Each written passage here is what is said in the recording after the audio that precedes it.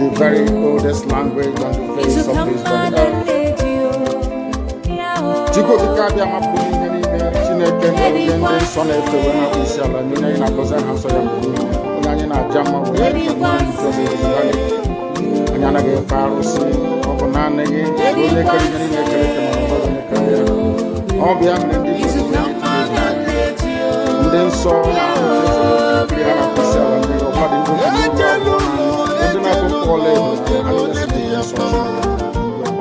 no totua yaba no wanene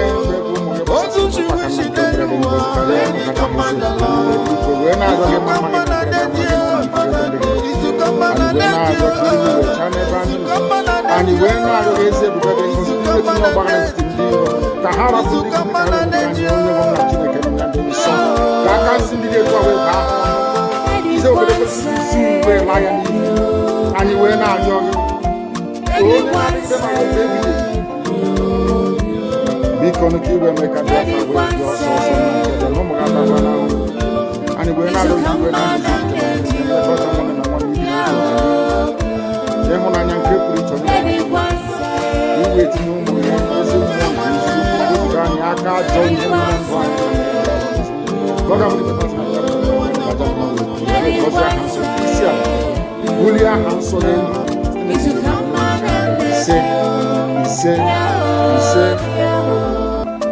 But you know what? I would like you to believe that someone is the cause of this.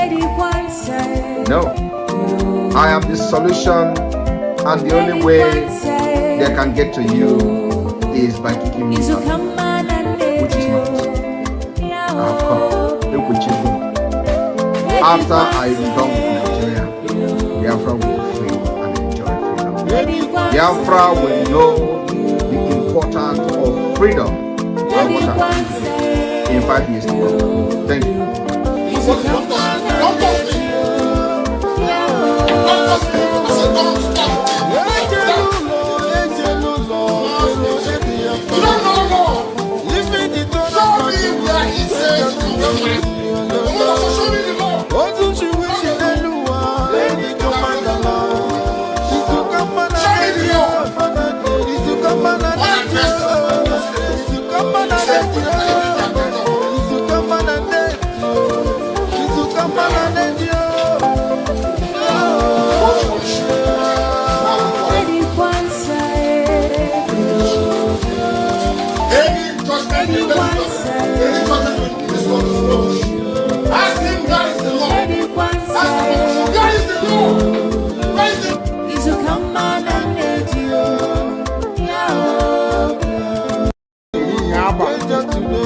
No one in because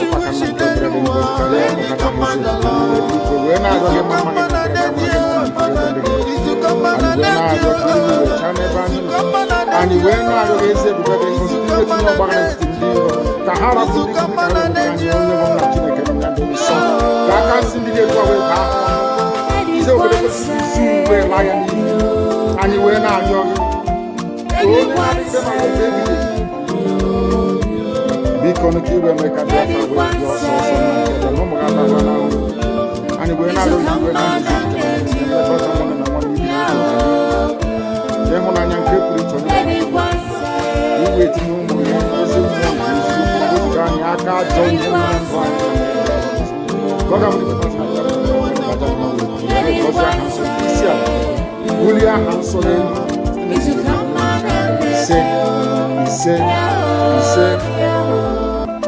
But you know what? I would like you to believe that someone is the cause of this. No. I am the solution, and the only way they can get to you is by kicking me out, which is not. I have come. Look what you do. After I am done with Nigeria, Biafra will be free and enjoy freedom. Biafra will know the importance of freedom and what happens in 5 years to come. Thank you.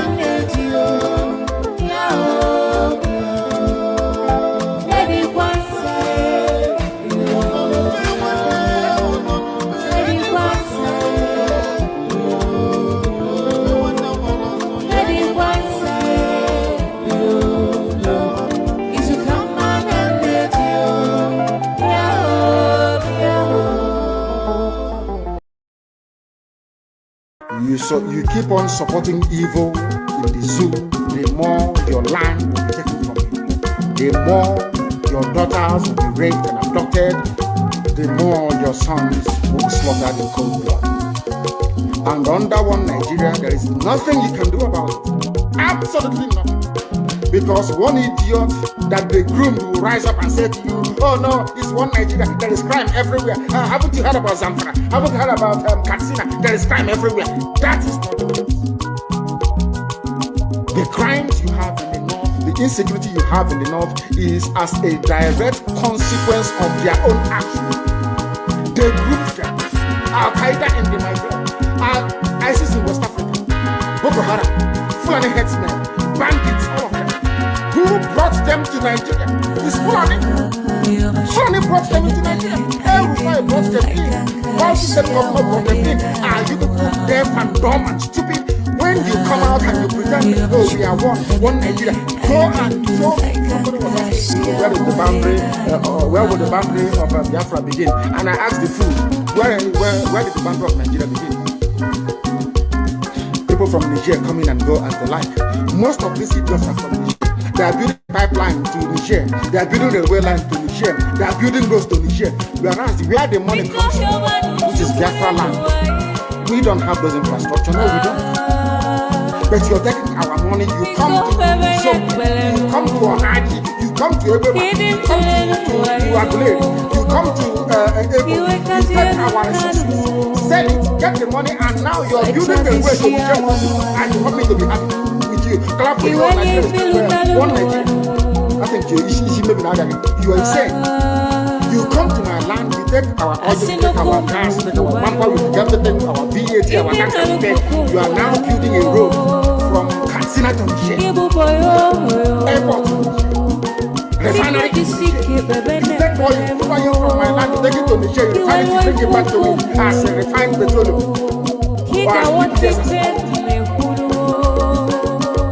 You're telling me that country is viable. You're telling me that Nigeria should be supported. You are in one Nigeria. You are not going anywhere and you're dying every day. Because those that they appointed to speak for you, they gave them money so that they will come out, pages of the newspapers to give the world, giving the impression that everything is okay.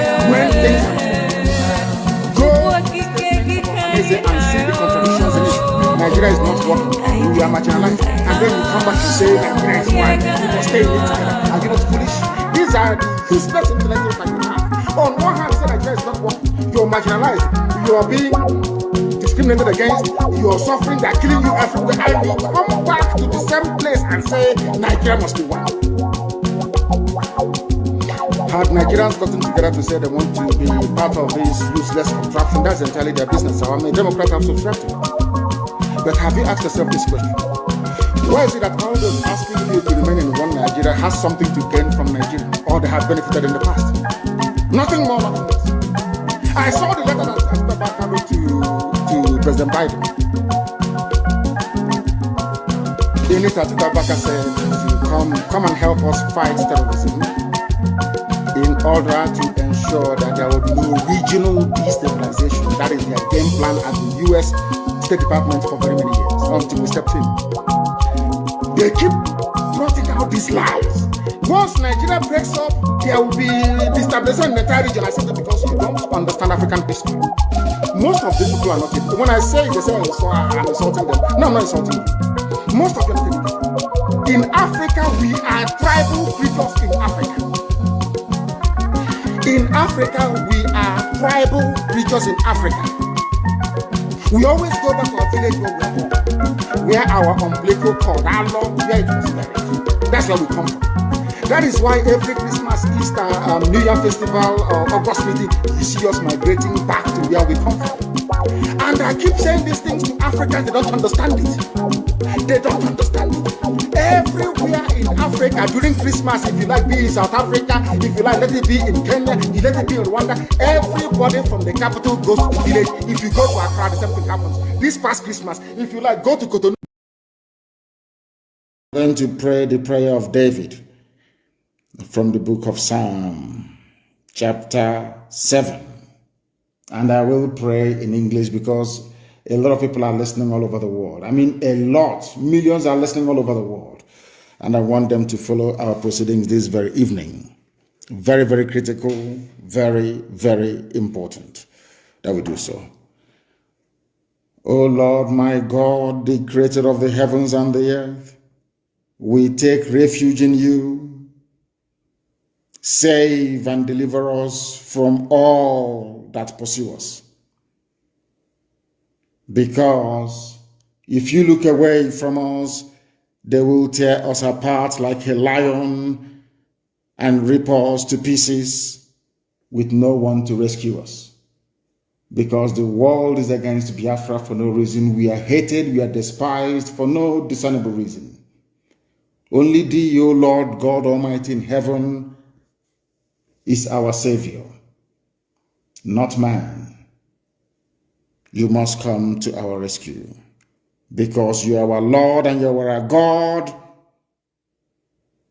If we have done this, if I have done anything, if there is guilt on my hands, if I have repaid anybody, be it friend or an adversary, with evil or without cause, have done wrong to any man or woman, then let the Fulani Janjaweed pursue and overtake me. Let them trample down my life to the ground and make me sleep in the dust. Arise, O Elohim, Adonai El Shaddai, in your anger, rise up against the rage of the Fulani Janjaweed Caliphate and the Zoological Republic. You will rise and you will fight for your children. You will awake, O Heavenly Father, Lord God Almighty, the creator of the heavens and the earth, the owner of the universe, for you must decree justice. Let your children and all men and of goodwill gather around you while you sit on top of your throne in the highest of the heavens, the habitation that only thee can ever occupy. Only you, O Heavenly Father, will judge the people. You will vindicate me, O Lord. You will vindicate IPOB. You will vindicate your children of Biafra according to our righteousness, according to our integrity. O Most High, bring an end to the violence of the wicked. Bring an end to Fulani Janjaweed violence in our land. Bring an end to their abductions. Bring an end to their kidnappings. Bring an end to their extrajudicial slaughter of the innocent. Bring an end to their forced conversion of Christians into Islam. Bring to an end their mediocrity. Bring to an end their senseless feudal rule. Bring to an end their evil and their deception.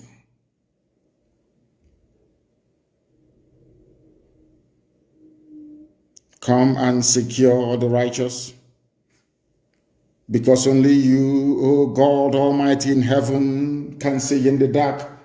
Only you know the hearts of men. You are our shield. We have nobody. Between 67 and 1970, the whole world ganged up and fought against your children. We did not steal anything from anybody. We did not go after anybody's possession nor inheritance. We were on our own in the land that you gave to our ancestors. They conspired, they connived, they colluded to kill us. Over 5 million people. We are dead at the end of it. You are our shield. We do not trust in any man or in any state. We trust only in thee, because you are God and you always save the upright at heart. Anybody whose heart is clean, O Heavenly Father, to those you do not abandon to their enemies. That is why you cannot abandon IPOB. That is why Biafra can never be abandoned. Because your words are yea and amen. You are God, you're not human. Facebook may have been bought over by Nigeria, and we pray that Twitter will not succumb to their threats and their violence. You are God, and you are an upright and a just judge. But you are also a God that displays his wrath every blessed day. If Fulani Janjaweed do not relent in what they are doing, if the Fulani Caliphate continues to pursue this scorched earth policy of abductions and murder and mayhem, then you, O Lord God in heaven, you will sharpen your sword, you will bend and string your bow, you will prepare your deadly weapons, you will make ready your flaming arrows. Whoever is pregnant with evil conceives trouble and gives birth to disillusionment. That is what is happening in the zoo called Nigeria. Nigeria is pregnant with evil because it conceived trouble and it has now given birth to disillusionment. All the holes that the Fulani Janjaweed are digging for us into that pit, they are falling into one after the other. The trouble that they have caused will always rebound on them. Their violence will come down on their own heads. O Heavenly Father, for we shall give thee thanks always, all the days of our lives, because only thee is righteous. We shall sing songs of praise unto your holy name, O Most High. For as long as there is a child on this earth of Biafran descent and heritage, O Heavenly Father, we shall worship your name and your name alone, now and forevermore, we pray. He said, that was our prayer this evening. We are now going to proceed without further hesitation to bring to you the gospel which I have been mandated by heaven to preach to the children of men. 14 past the hour, anywhere you are in the world. 14 past the hour, anywhere you are in the world. In Finland, this is 14 past 8 p.m. In the zoo, it's 14 past 7 p.m. In Biafra land, it's 14 past 7 p.m. You're welcome. This is the 23rd day of February 2023, and we have just concluded the first sit at home, which have recorded very big success, very huge compliance from the Biafra people. And I thank you all the Biafrans. I thank you for not disappointing us. Thank you all for not disappointing us. Tomorrow is another day. We want even the fowl, the chicken, and the goat not to go out tomorrow. And then the Saturday, we're going to speak in a different heavenly language. Biafra people, I love you all. I love you all. I am back to finish what I started. I don't fight without finishing. I told you, God is going to use me to end Nigeria. And if you are going to be the stumbling block for the freedom, God will also use me to deal with you. I am your last bus stop. I am your last bus stop. Completely last bus stop. If you cross me, we show you where you belong. I welcome you all, as we will be here to make this broadcast a little bit different kind of broadcast today. I am watching a lot of things going on on social media, and I laugh. All right, we're going to just go straight to the point. What we are going to do today is we are having a complete different program, a different broadcast, and a special broadcast on Biafra liberation. As we embark on this journey, I welcome you all. I want you, if you are watching through the Twitter, we have over 1,300 people, almost 1,400 people on Twitter watching for the very first time. How did you people do that? The viewers on Twitter have just, boom, skyrocketed to 1,400 live viewers on Twitter. So we are going to switch you now to Enter Biafra. All of you, your 1,000 people in Twitter, follow us and come to Enter Biafra Channel 1. Follow the link. You are watching me from now, and come to Enter Biafra Channel 1. That is where we are worshiping today. That is where everything is happening. So I want you to follow us to Enter Biafra Channel 1. Follow the link, and the link will direct you or redirect you to our own platform, the enterbiafra.com and Channel 1. Once you follow the link will lead you straight to our broadcast, where you can also interact with other people as well. All right, here we go.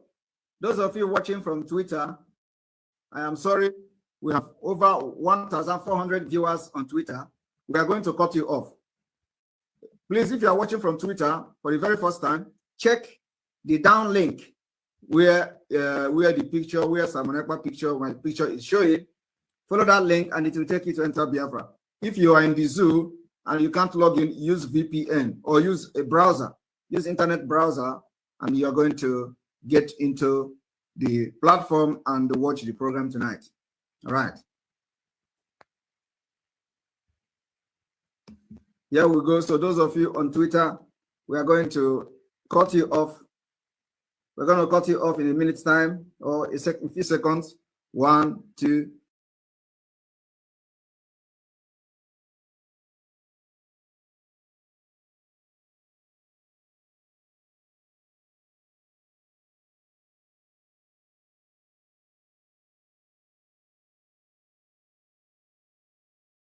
We are going to cut you off. Please, if you are watching from Twitter for the very first time, check the down link where the picture, where Samonekpa picture, my picture is showing. Follow that link and it will take you to Enter Biafra.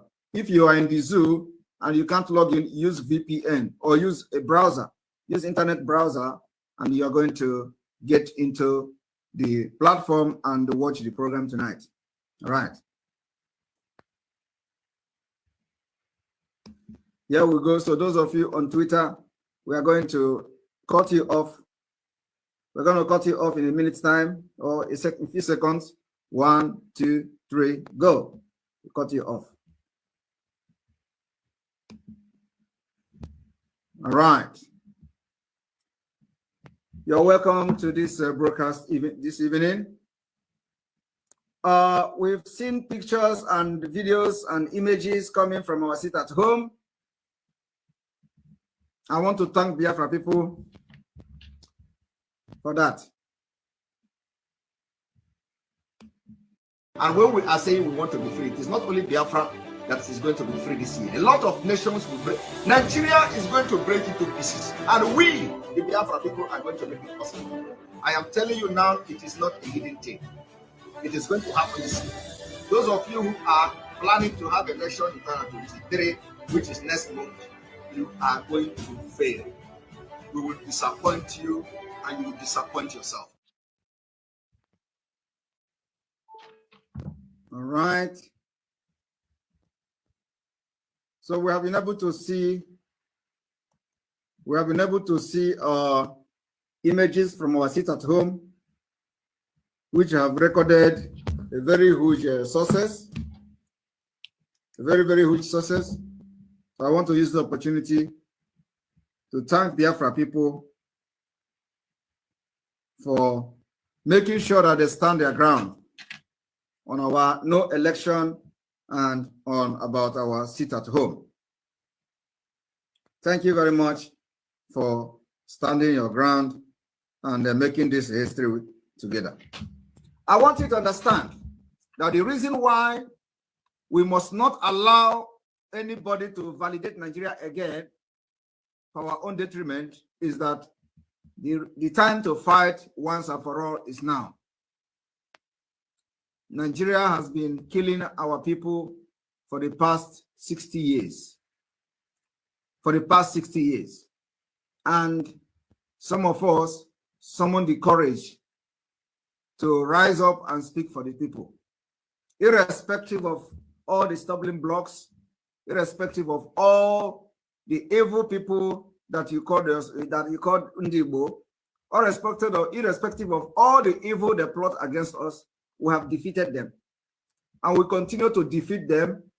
The last defeat will be this Saturday. This Saturday, Biafra people, if you don't know who is your enemy now,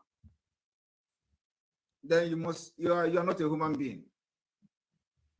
If you do not know who is your enemy at this point, today, this day, the 23rd day of February 2023, then you are not a human being. Like I said, I repeat, I am just the good guy. I am the good guy trying to make a difference. I am the good guy that decided to put my life online to make this change. I'm the good guy, irrespective of all the threat. I am still standing very tall by the special grace of God. I stand very tall against Nigeria. I stand very tall against all the criminals from Ndibo. I stand very tall against all those murderers and killers of our people. And by the special grace of God, I will continue to stand very strong and very tall. We will defeat them today. We will defeat them tomorrow. We will defeat them next tomorrow. We will defeat them any day, anytime. At least, there has never been any time in this Biafra, in the history of this Biafra agitation, there has never been any time that the kind of news that they were sharing on social media today were shared on anybody. Especially, of course, Onyendu is in DSS dungeon and all that. I want to tell you that we have defeated them, and we will continue to defeat them any day, anytime. I am here this evening to continue to maintain and tell you the reason you must not validate Nigeria coming Saturday. Election must not take place in Biafra land. We are going home. Everybody is talking. At least they have understood, they have come to understand that kidnapping Mazi Nnamdi Kanu cannot stop Biafra. They have also come to understand that blackmailing me cannot stop me. Slandering my name cannot stop me. Writing all manner of things to anywhere in the world cannot stop me. I am bigger than you. What is in me propelling me? If you know, you wouldn't dare. Because by the time you stop, that is when I will start. There is nothing like when your hands are clean and you are fighting a just cause. I know what I'm doing. I know what I'm doing. I am bigger than all of you. You see, this small face will be the end of the impunity in Nigeria. It is going to happen this year. Our countdown continues. It is 10 days to go. 10 complete days to go. And the rhythm, the paradigm will shift. You see, I do not know why some people will choose to be slave. When many people choose not to be slave, some people are hell-bent to bring every other person down to be in the same level with them.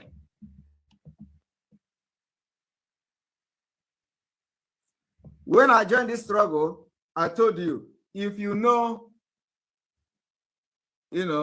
if before you fight me, go and ask questions. Before you fight me, go and ask questions. Some people say, oh, he has his mouth is bending.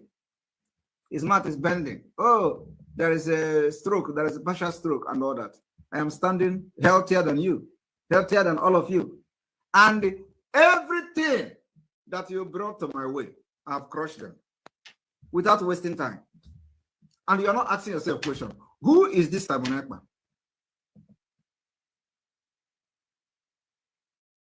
The person you called nobody. The person, and I maintain myself. I never told you that I am somebody. I never told you that I am something. It is you who called me nobody. I did not dispute you. I accepted the nobody you called me. But today, I don't think you can still look at me and still call me nobody, right? Because I did not brag. I did not brag before you started calling me nobody. You started calling me nobody, and today, Biafra people can see who is nobody and who is somebody. Let the action speak. That's what we are doing now. Let the action speak. And you, before you come to equity, you must come with clean hand. And I believe the action is speaking louder than any of you can imagine. So I want to encourage Biafra people today that our sit at home continues. Our sit at home continues, and there is no going back. Our sit at home continues, and there is no going back. Tomorrow, the sit at home will start from 6 a.m. to 6 p.m. And then from there, we have curfew. We have curfew till the next day, which is the 25th, which is Saturday. And from there, we have 6 to 6. And then from there, we have another curfew till Sunday. We want to see every major road in Biafra land locked, completely sealed. Let me tell you, if you know what we know, if you know what we know, you will know that indeed we have touched the heart. We have touched the heart of the foundation of Nigeria. And as I'm talking to you, that foundation is broken. What is remaining now is, what are you doing? Are you going to listen? Are you ready for your freedom? What are you doing? Follow instruction. Ordinary instruction. Ordinary instruction. Follow instruction. The instruction is tomorrow, 24th, sit at home. Don't move anywhere. The instruction is on the 25th, don't move out of your house. The instruction is very simple. On the 26th, do not move out of your house. I want to inform you, Biafrans, the reason why we have this long days sit at home is so that when the terrorist Nigerian government come to kill our people, our liberation army can be able to come out and defend your land, defend you from them. And when this defense starts, you don't know when it is going to end. So we have calculated this whole thing. It can't escalate more than these days. We have calculated. Once we make sure that we did not validate Nigeria in this election, Biafra is here. And it is you that have to do it. You can see today that the European Union are talking. Prominent people are talking. The European Union have come to say that they are not coming to Nigeria to validate election. That is from the chairman of the observers.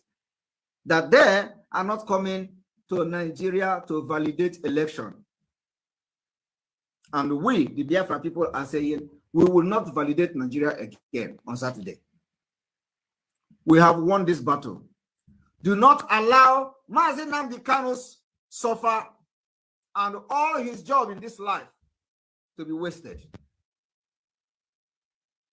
Do not allow every insult, dehumanization, humiliation we have faced in global stage to be a waste. We have done our own part and will continue to do. Now it is left for you.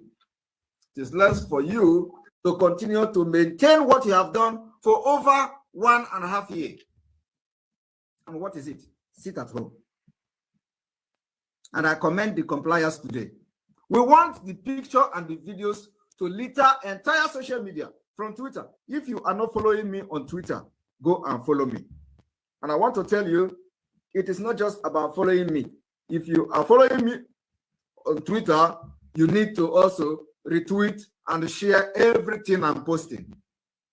I'm surprised that today, just within 9 minutes, I have about 1,400 live viewers on Twitter.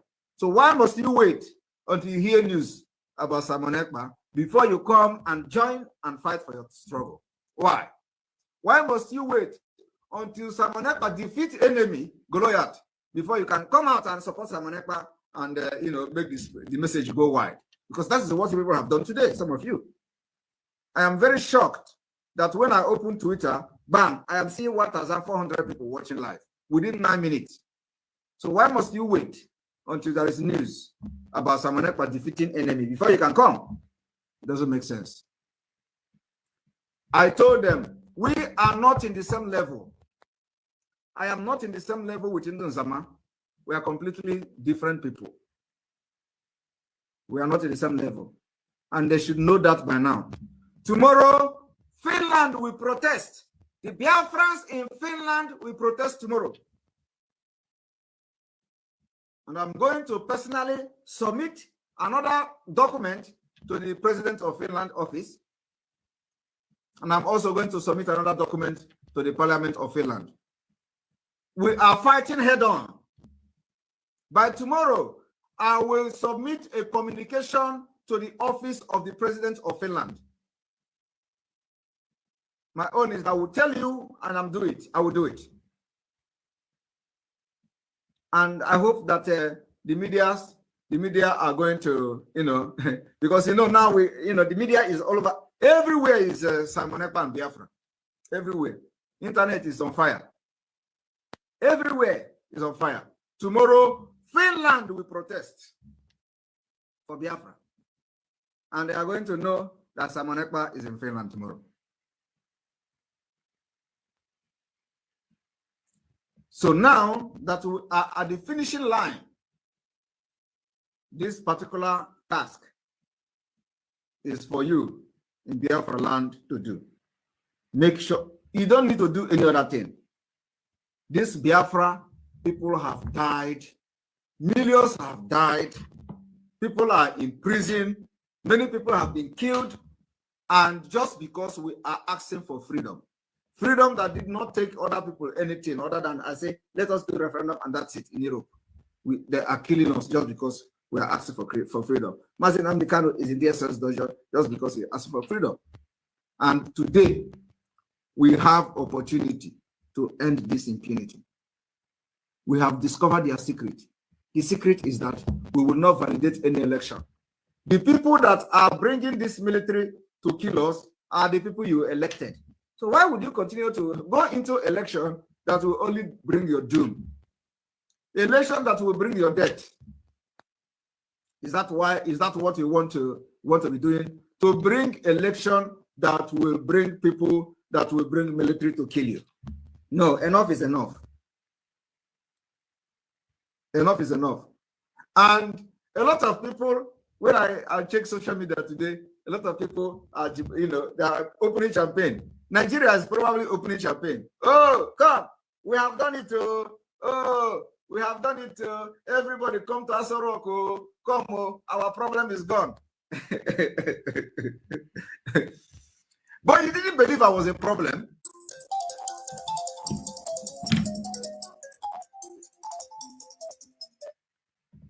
You did not believe I was a problem, right? Oh, come on, come on. The problem is gone. Let us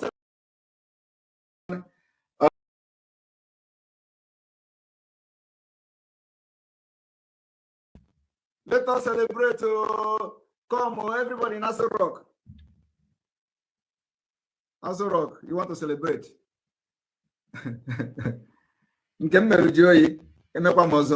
Before you are going to recover from the shock today, we have defeated you. Before you are going to recover from seeing me this evening, we have defeated you on Saturday. Because I know that Biafra is going to lock. We are going to lock everywhere.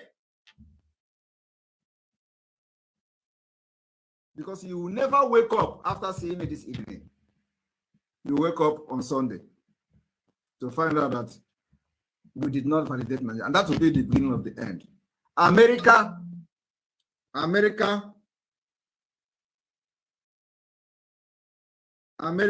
have spoken. America say, what did they even say? America say that the democracy, they are not to dictate Nigeria democracy. They are not imposing anybody. And this is unlike America. America that will be in their country in those days, like everybody knows the role Obama played in 2015. Everybody knows. Obama played the role in single-handedly bringing this deadly man, this jihadist, to govern Nigeria. Obama was playing that role. But today, America is not playing a role. America said they don't, their hand is not there. Our hand is not there. That is what America is saying. America said that their hand is not here.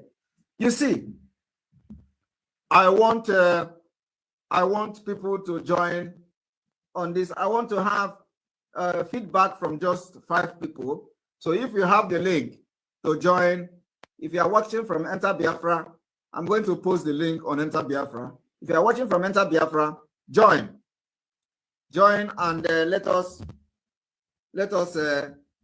exchange some pleasantries, and let's get the feedback of how your area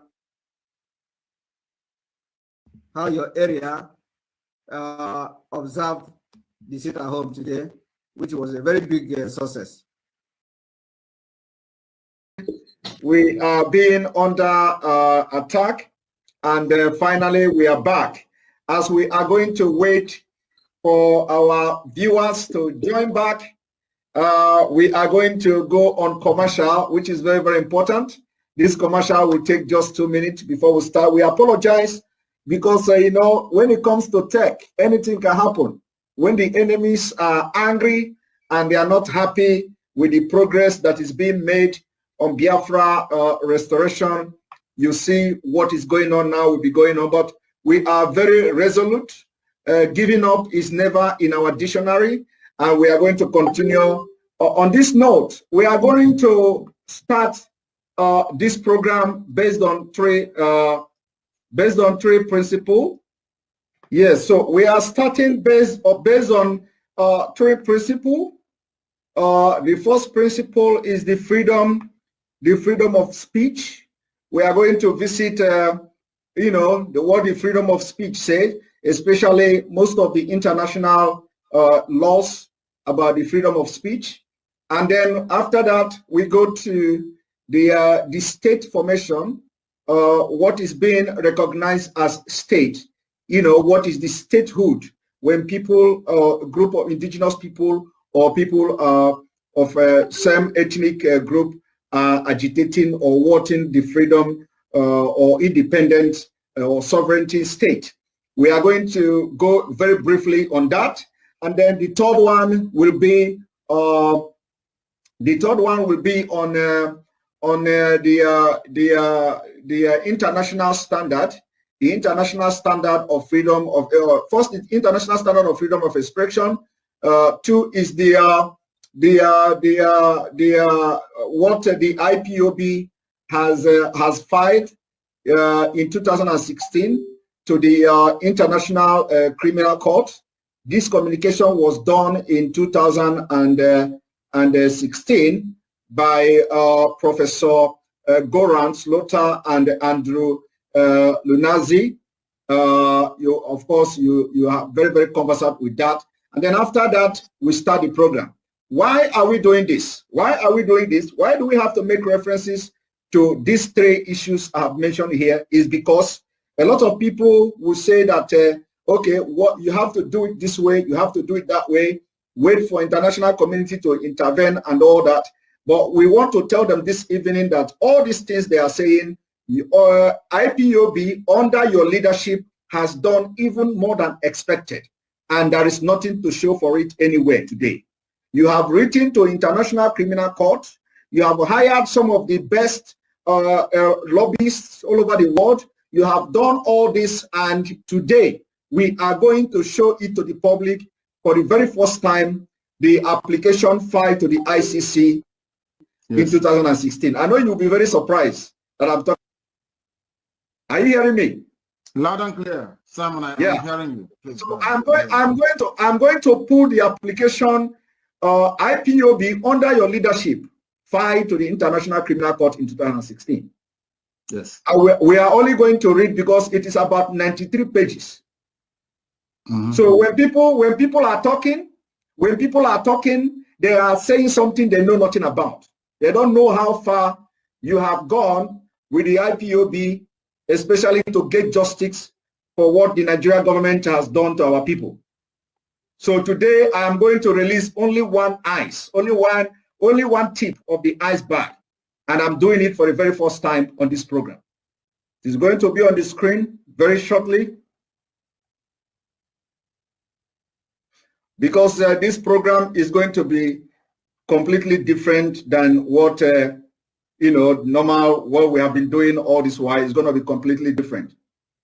And then also, if the attack is too much that they couldn't allow us to do something or do it the way I wanted to do it, then what we have to do is that we may have to reschedule, and I will set up a Zoom, because I'll be getting a lot of messages from different media as I'm talking to you right now.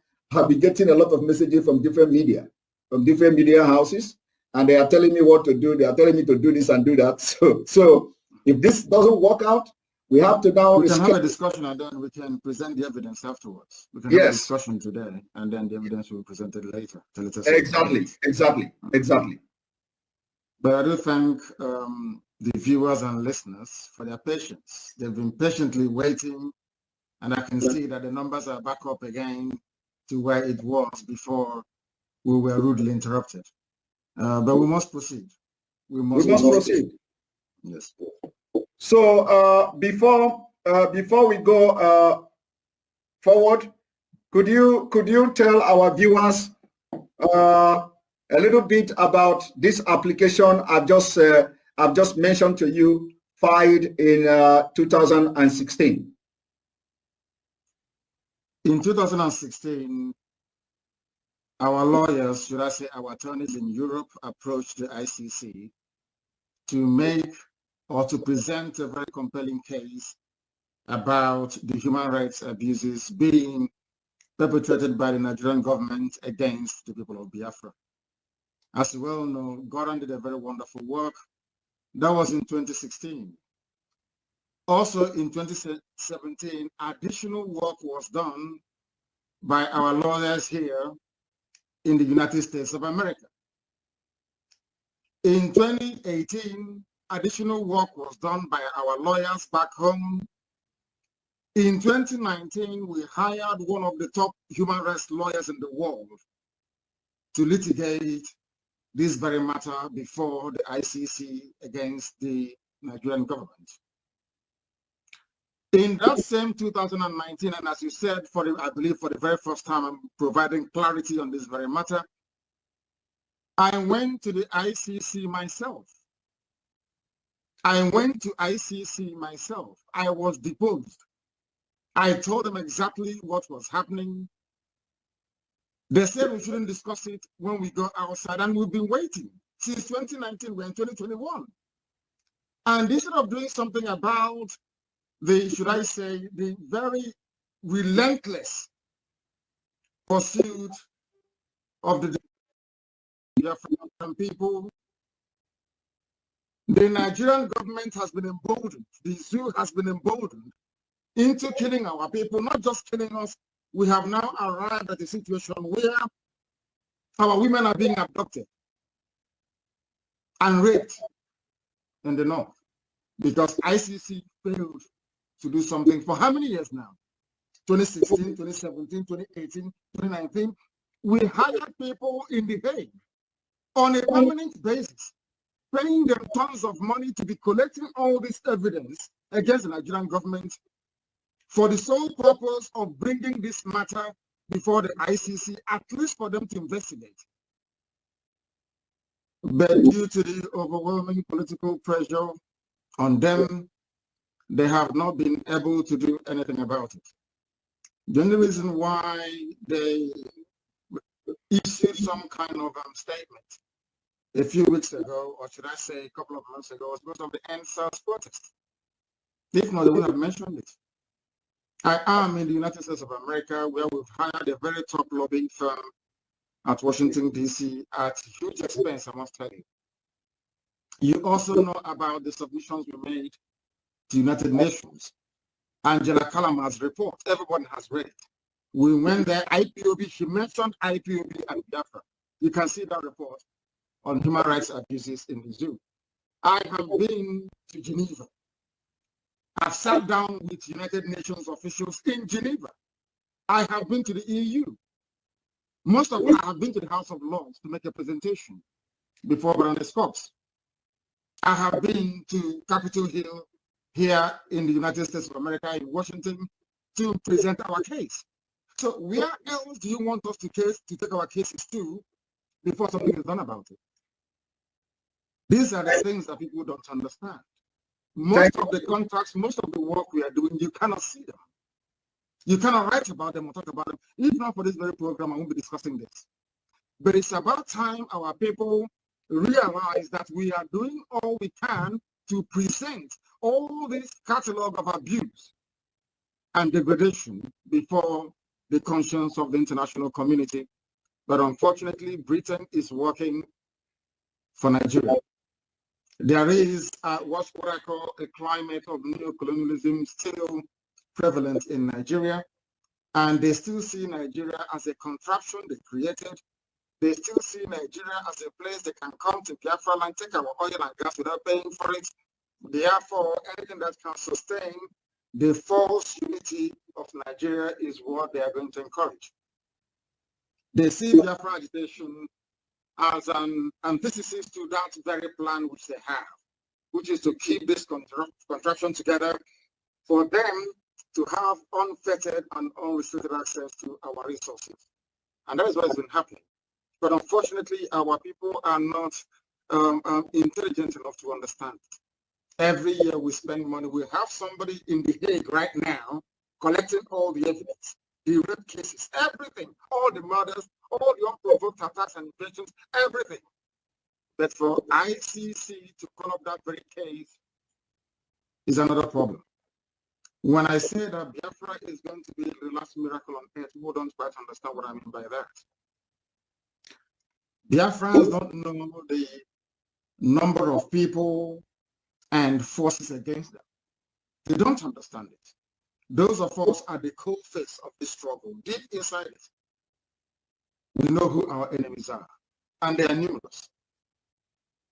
But I am very, very confident of victory because the God we serve is the one that made this very universe, and his words must prevail.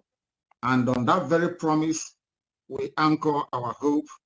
We rest all that we are doing to restore Biafra. And we know that in the end that Biafra will come. We have a lot of enemies, you know. We've not done anything to them. It's Biafrans that built America. We built this very country that I'm in today. Biafrans built the United States of America. The majority of all the hard-working free men and women they took from the western coast of Africa, they shipped them to the USA. They are the ones that made this country great. So they see something in us that we cannot see. They know we are very productive. They know we are hardworking. But above all, Britain knows that we are blessed. It is that blessing from God that Britain doesn't want to see rise up in Africa. And that is why they're using very primitive Fulani people to try to suppress us. You saw yesterday that Britain, BBC was advertising army positions, asking you, even telling you what you can get the forms to join the Nigerian army. And I know that BBC functions on tax, or should I say license fee payers money in the UK. They don't accept any advert. So how come BBC Pigeon in Nigeria is advertising for people to join the army of Nigeria for free? Because they are, of course, agents of neocolonialism. They're working for Britain. They want Nigerian army ranks to swell up so they can suppress any measure of uprising against the very decaying, crumbling, damnable zoological republic. What our people need to realize is this. What we go through on a daily basis to ensure that our cases are heard all over the world is immense, everywhere, especially here in the USA. But if the world continues to turn a blind eye and they continue to kill, to rape, to murder, to slaughter people, to take our land, they expect us to put our hands and do nothing? The answer is no, of course. We must fight because we have our backs now against the world, and that's what we're doing. Thank you very much. Thank you very much, Decay, one of Biafra. Another thing I want to, this is just an introduction to what we are going to discuss this evening. Another thing I want to ask you is that, there is a man called Peter Smithers. Peter Smithers in 1998. In 1998, wrote a Nigerian lesson from Sir Smithers. Sir Smithers said the negotiation that the Nigeria as a state was a grave mistake. After 40 years, it is clear that this was a grave mistake which has cost many lives and will probably continue to do so. It would have been better to establish several smaller states in a free trade area. The exculpation, it must be said, that we did not then have the examples of the collapse of Yugoslavia and of the Soviet Union before our eyes. This was a man who was the parliamentary private secretary to the Minister of State and the Secretary of State in the Colonial Office 1952 to 1959. Can you tell us more about what you feel he is trying to do here? What he's trying to do is to draw our attention to the incompatibility of the various ethnic nationalities you have that make up Nigeria, but more importantly, to draw our attention to the irreducibility of value system in determining who should belong with who in any nation.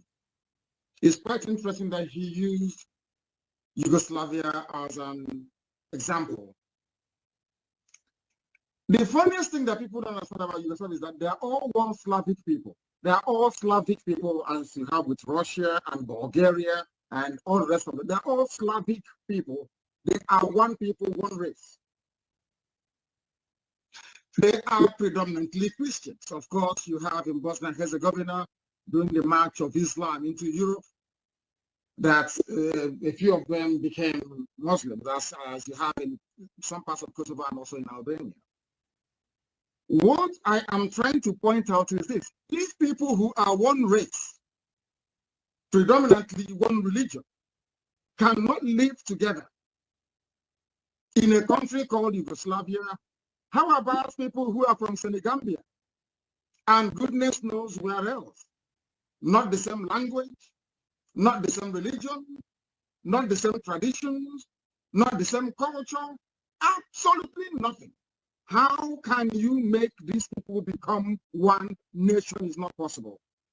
That is something we've talked about before, that most Africans don't seem to pay much attention to. We are tribal animals by nature. Africans are tribal by nature. That is why every Christmas, every New Year festival, every August, we travel back to the village. Even if you live in Kaduna, somebody will ask you, where are you from? You say, I'm from Ijeoma. Because that is where your ancestors come from. In Africa, we come from where our ancestors come from. But white Europeans can travel to Australia and they're comfortable. They're from Australia. They can travel to New Zealand. They're from New Zealand. They're okay with it. But even if you take us to New Zealand and we stay there for 1 million years, if you ask us where we come from, I will come from Ibeco. That is something that is very unique to Africa, and nobody can take that away from us. And that is something that most people do not understand nor have an appreciation for. That is why in Africa, everywhere you go to, be it in Kenya, in Ethiopia, in South Africa, everywhere, people still talk about tribe till tomorrow morning because we are different. So rather than trying to experiment with us, this sort of very colonial, artificial construct, because mind you, all states in Africa, sub-Saharan Africa, are all racist constructs. Those that developed or created Nigeria, that created Togo, that created Ghana, they had racism in mind, not your interest. And this is what we've been trying to explain to African people. If not, why would we go to Lagos during a revolution, should I say a mini revolution, a protest? And people of Lagos, the people are saying, oh, that Igbos came here to destroy their buildings.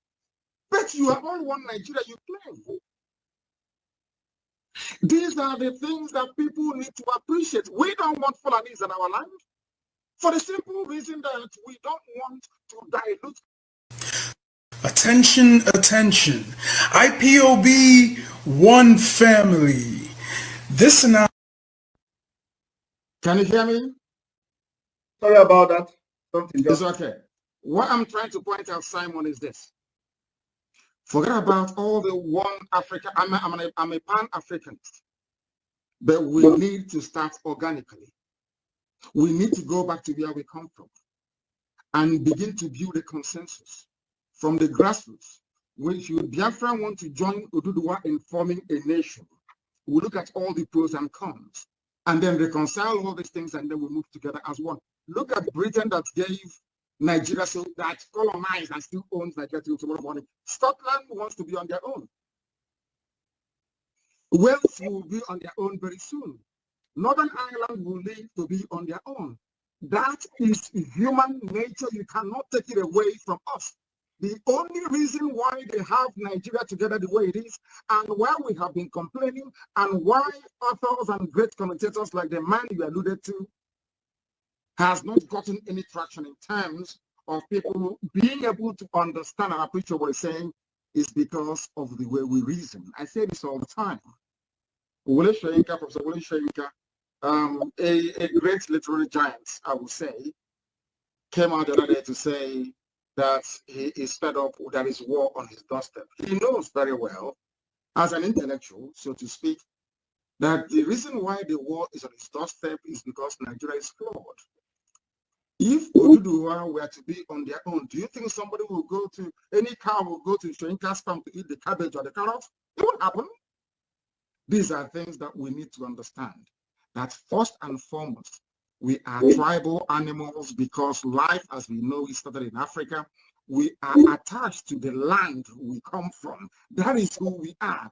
Because the white man can be born in England and come to America to settle for life and say he or she is an American, doesn't mean we have to follow them. Thank you. Thank you, Onyendu. Now let us now go from the fundamental in the sense that, you know, when people are hearing that we are agitating for Biafra, we want Biafra, some of them in the West, we say the political elite are not shouting Biafra, that there are only those who are in diaspora, you know, like civilized ones are the ones shouting for Biafra. And this fact, a lot of people don't know. When you look at it, you find out that 99% of people in Biafra are shouting Biafra. 99% of Biafrans in Nigeria are shouting for Biafra. Only 1%, not even up to 1% of this so-called elite.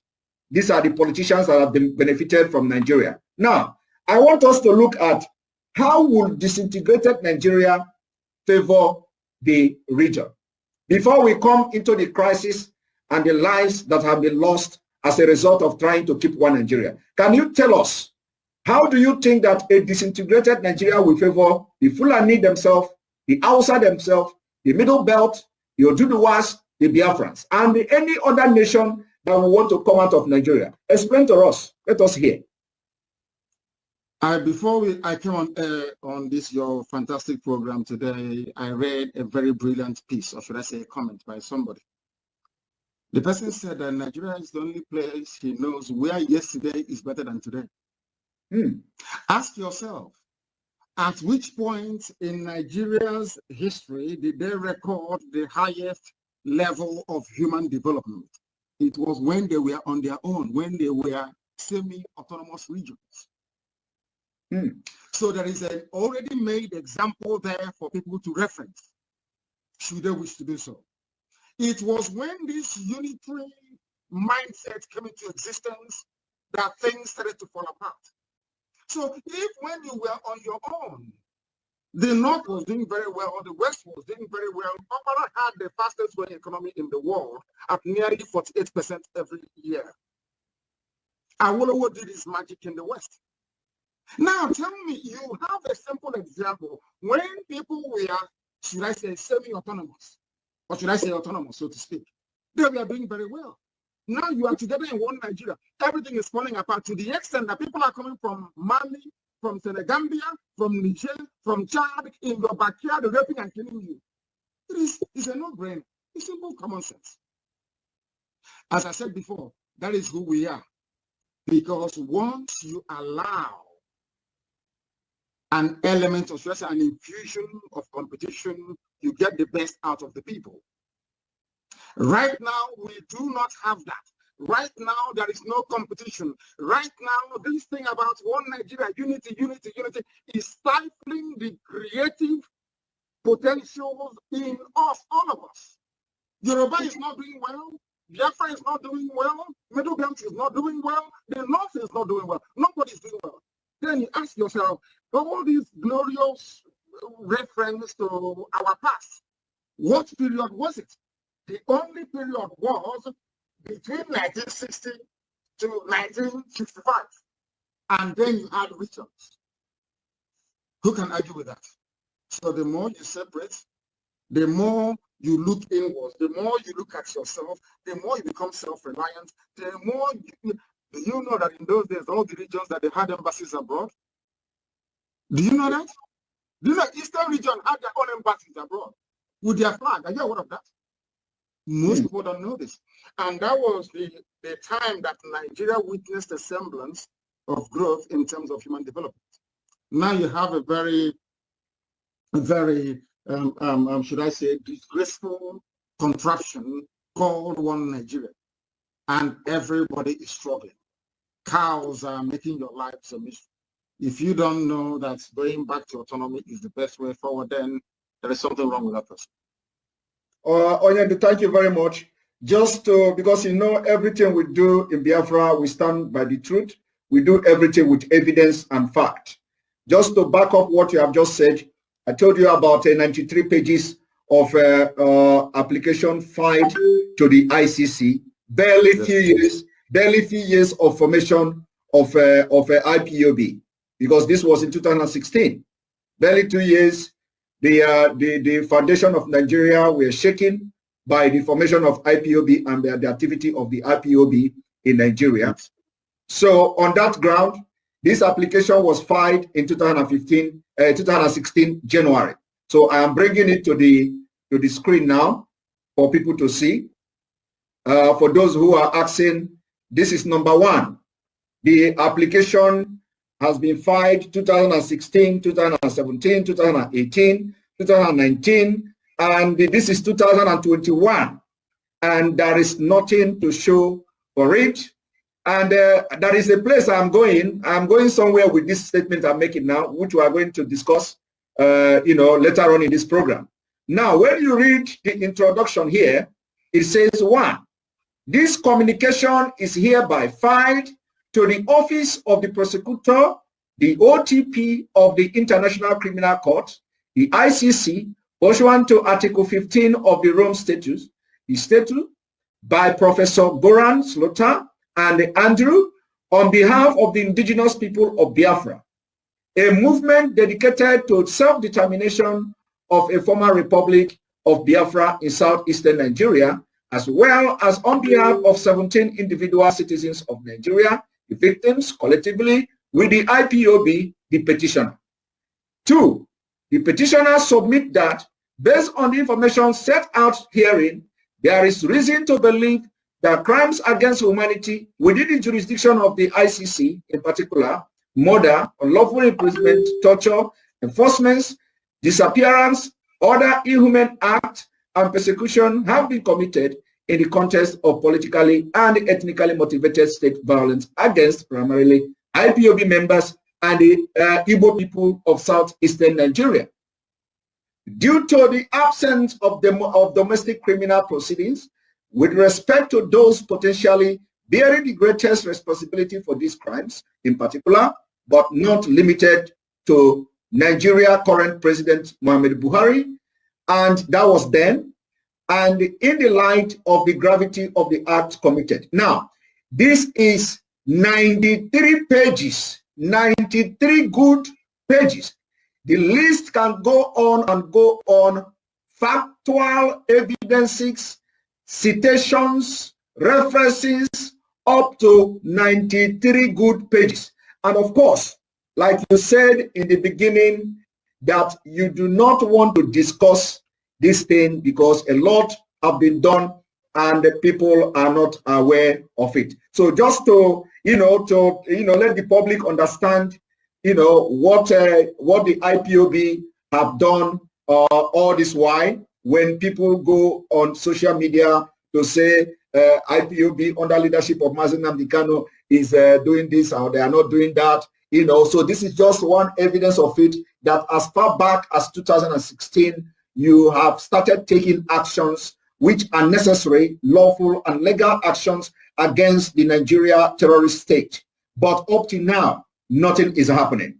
But I'm still going to come back to why I am showing this thing, because actions of today is as a result of the failure of the international community to heed to the call of the Biafra people, of which you have done honorably well in that aspect. So this is just a side comment on what you have said before. Now, going to what you just said about how Nigeria, how it will benefit the other region and the component that makes up Nigeria, how it will benefit them when Nigeria is disintegrated.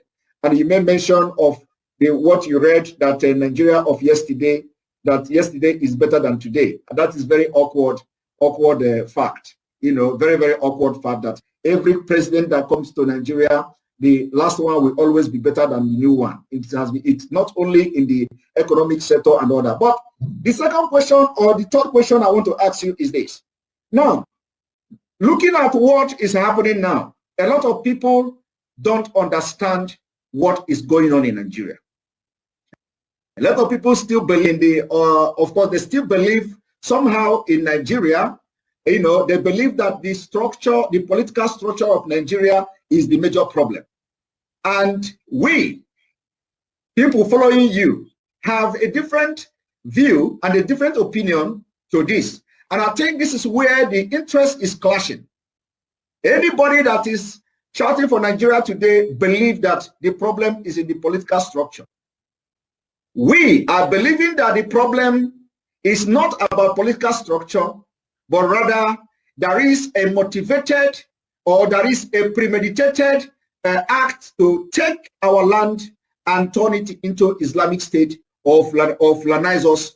So we are not looking at the aspect of the political structure anymore. It is a struggle for survival of our people. I want you to shed more light on this because, you know, those supporting one Nigeria must have reason. And the reason what we have seen is that they are thinking that the political structure of Nigeria is the problem of Nigeria. So can you tell us more about, you know, that it is not the political structure, rather something they should know about? Thank you, somebody. Something they know about but pretend not to know about it. Everybody knows about the hegemonic tendencies of the Fulani Caliphate. We are well versed in the, should I call it shenanigans, of those people who are always expanding. There was a lecture that I gave that the Fulanis are the only people that continues to expand.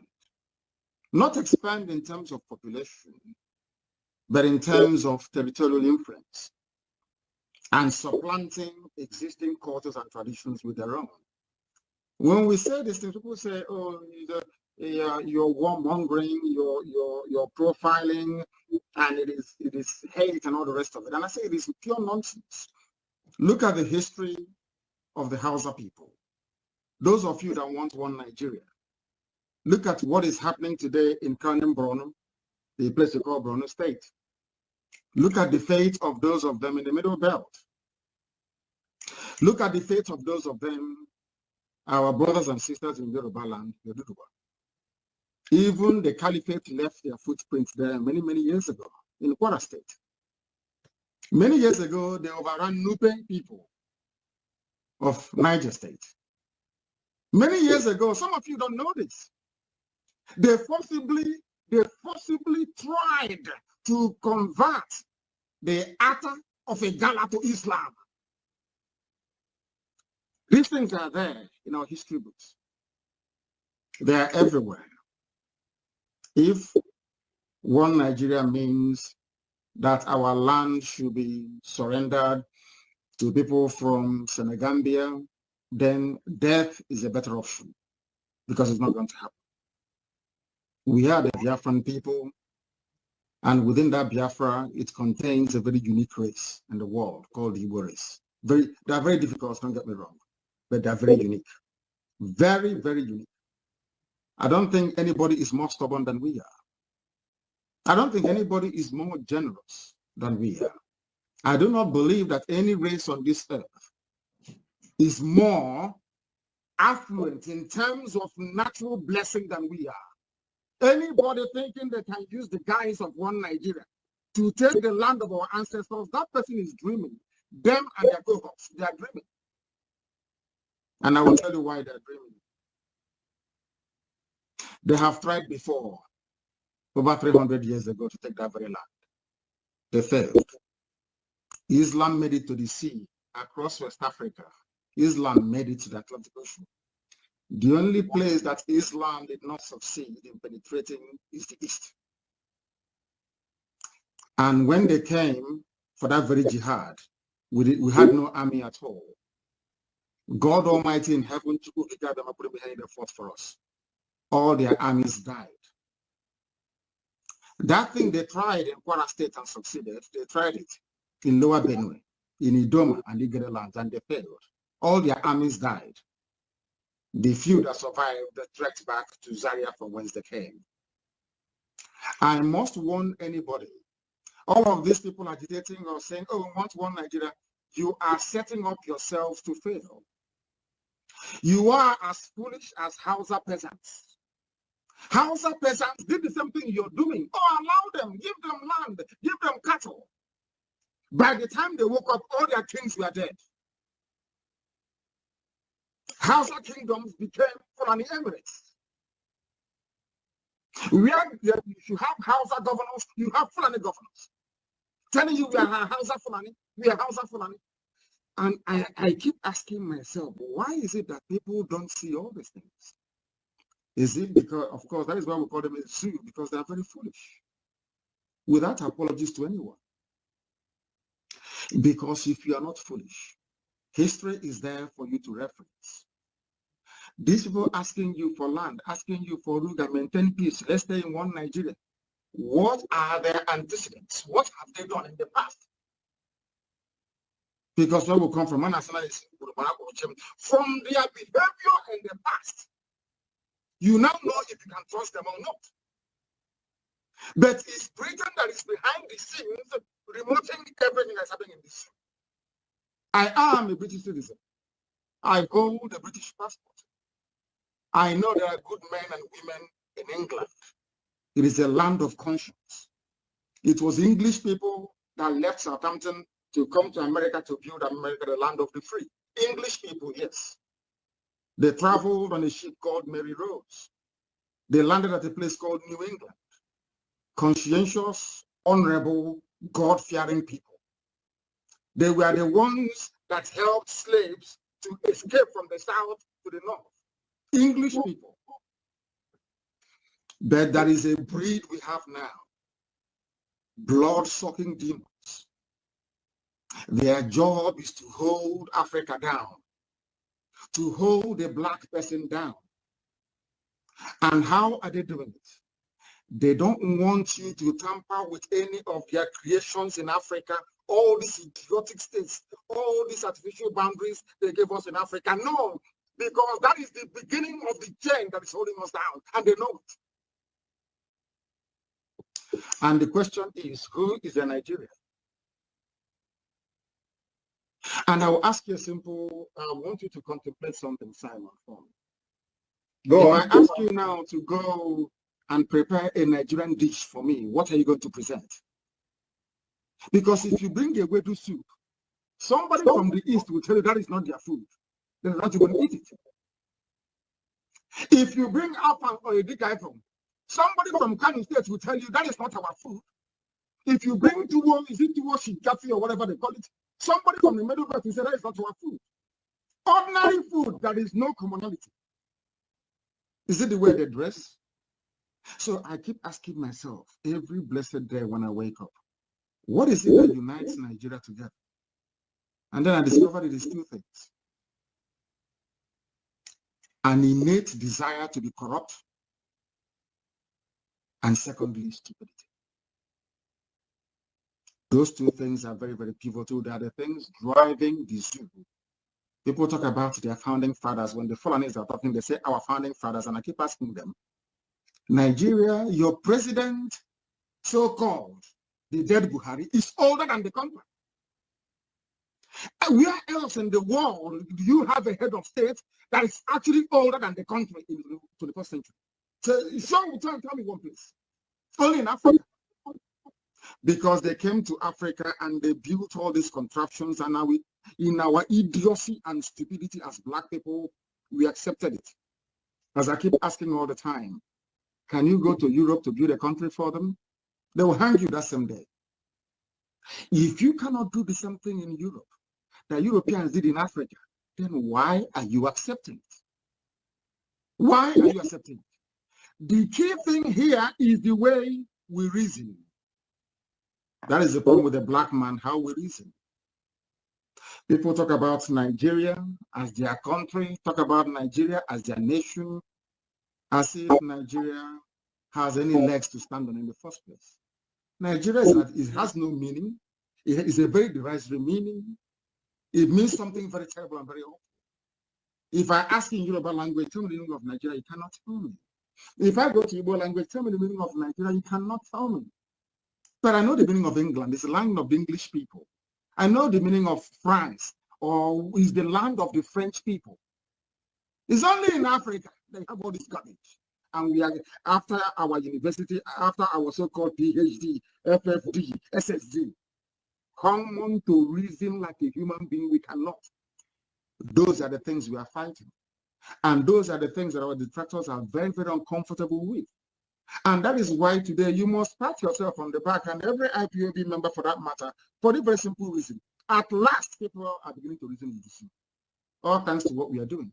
So don't mind them. When they go back into the privacy of their homes, they consider what we are saying is right. But outwardly, due to economic, political, or whatever thing that it is, they wish to draw the line of let's keep Nigeria warm. We are not fighting with anybody. All we're asking them to do is to reason for once in their useless lives to be able to. They say insult them.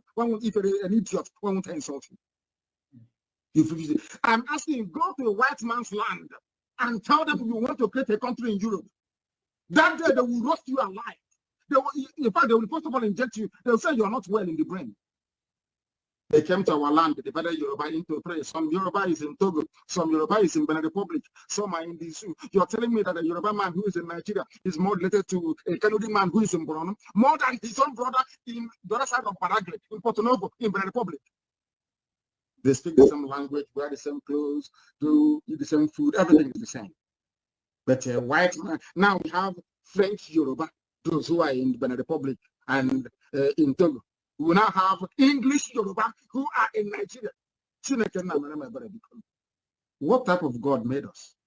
And let me give you an example before I conclude on this very point. Simon, is this. Do you know that Togo used to belong to Germany before? Togo, they were Germans before. After the Second World War, they used Togo to compensate France because Germany lost the war. And these are human beings in Africa, for Christ's sake. I can't understand this type of nonsense. I can't understand it. And that is why I keep saying that the one of the greatest, disasters to befall me in life is to come from Africa. We are people who do not reason. How can you have the same people? One part is French, the other part is English.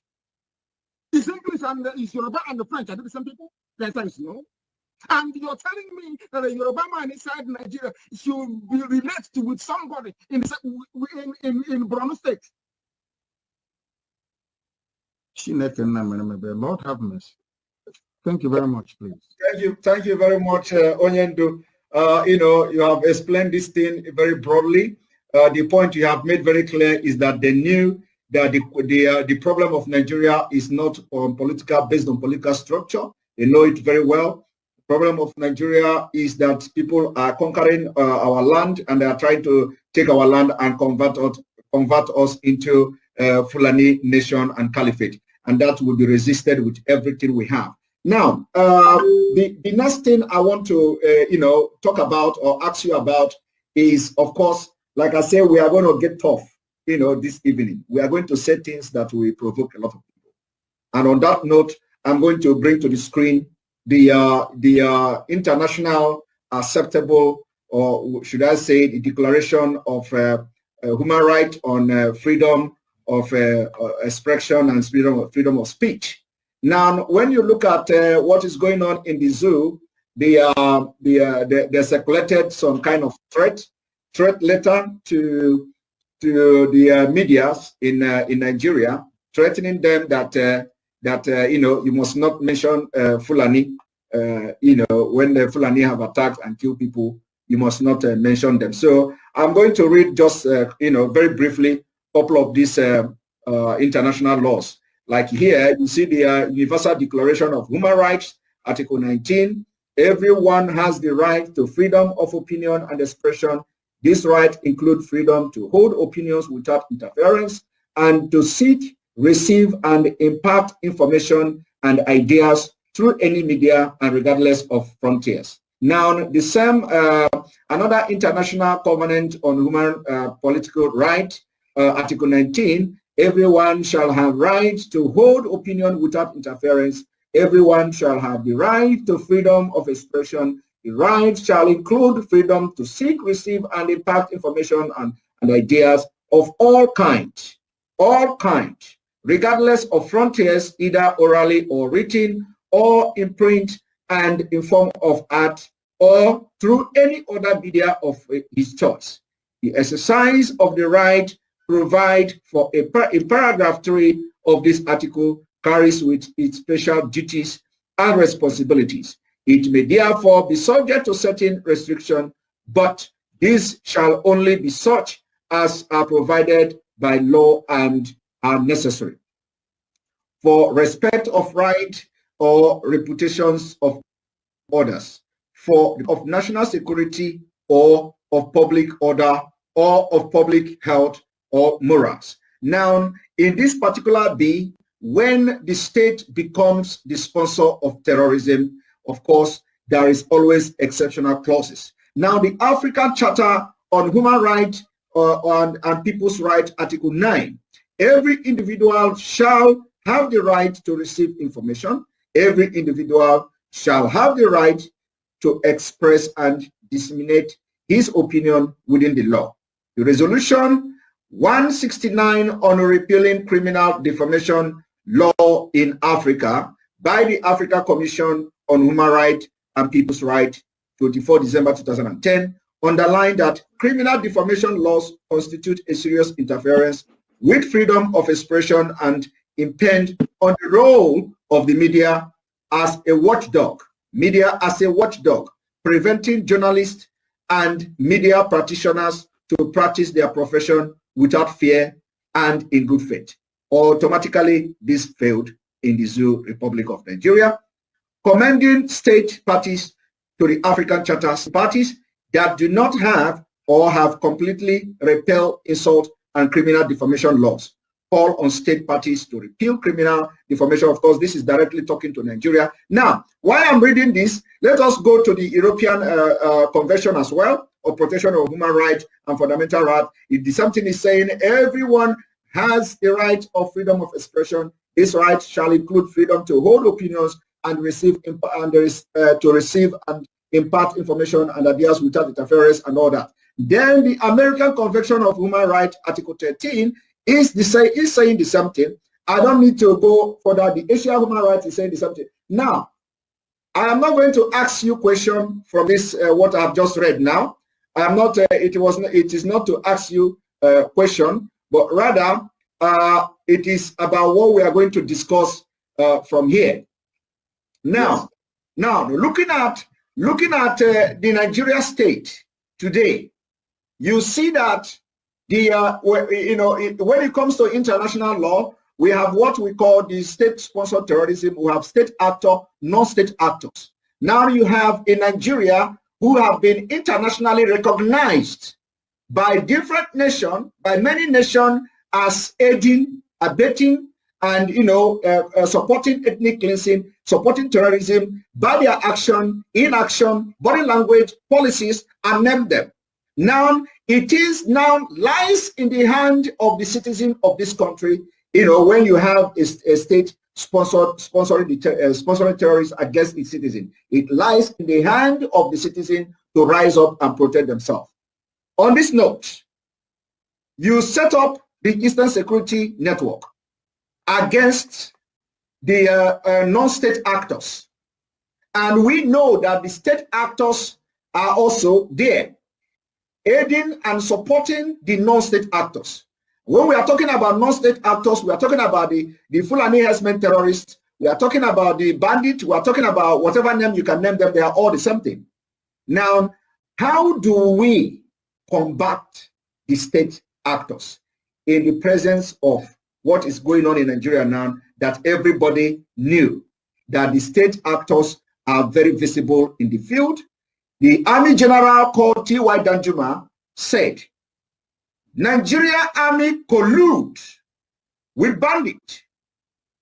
You have to rise up, otherwise you will all be killed one by one. Do you want me to play the video so you can, recall your memory on it? I'm aware of what T.Y. Danjuma said. All right. And he said we should all go and buy guns as well. He said exactly. Go and buy guns to defend yourself. And not only him, almost everybody is advocating for everybody to buy gun. But that is not the point. What I'm trying to say is that when you have in a country where you have a state-sponsored terrorist, how do you now, make sure that your people are safe against a state-sponsored terrorism, like you see in Nigeria? Thank you very much. Before I answer that question, before you started, you read out some conventions and some laws guiding people by the UN, by EU, by Africa, and all these people. All these very fanciful, beautiful words. They are meant for human beings in Europe and in America, in Australia. That is where these things work.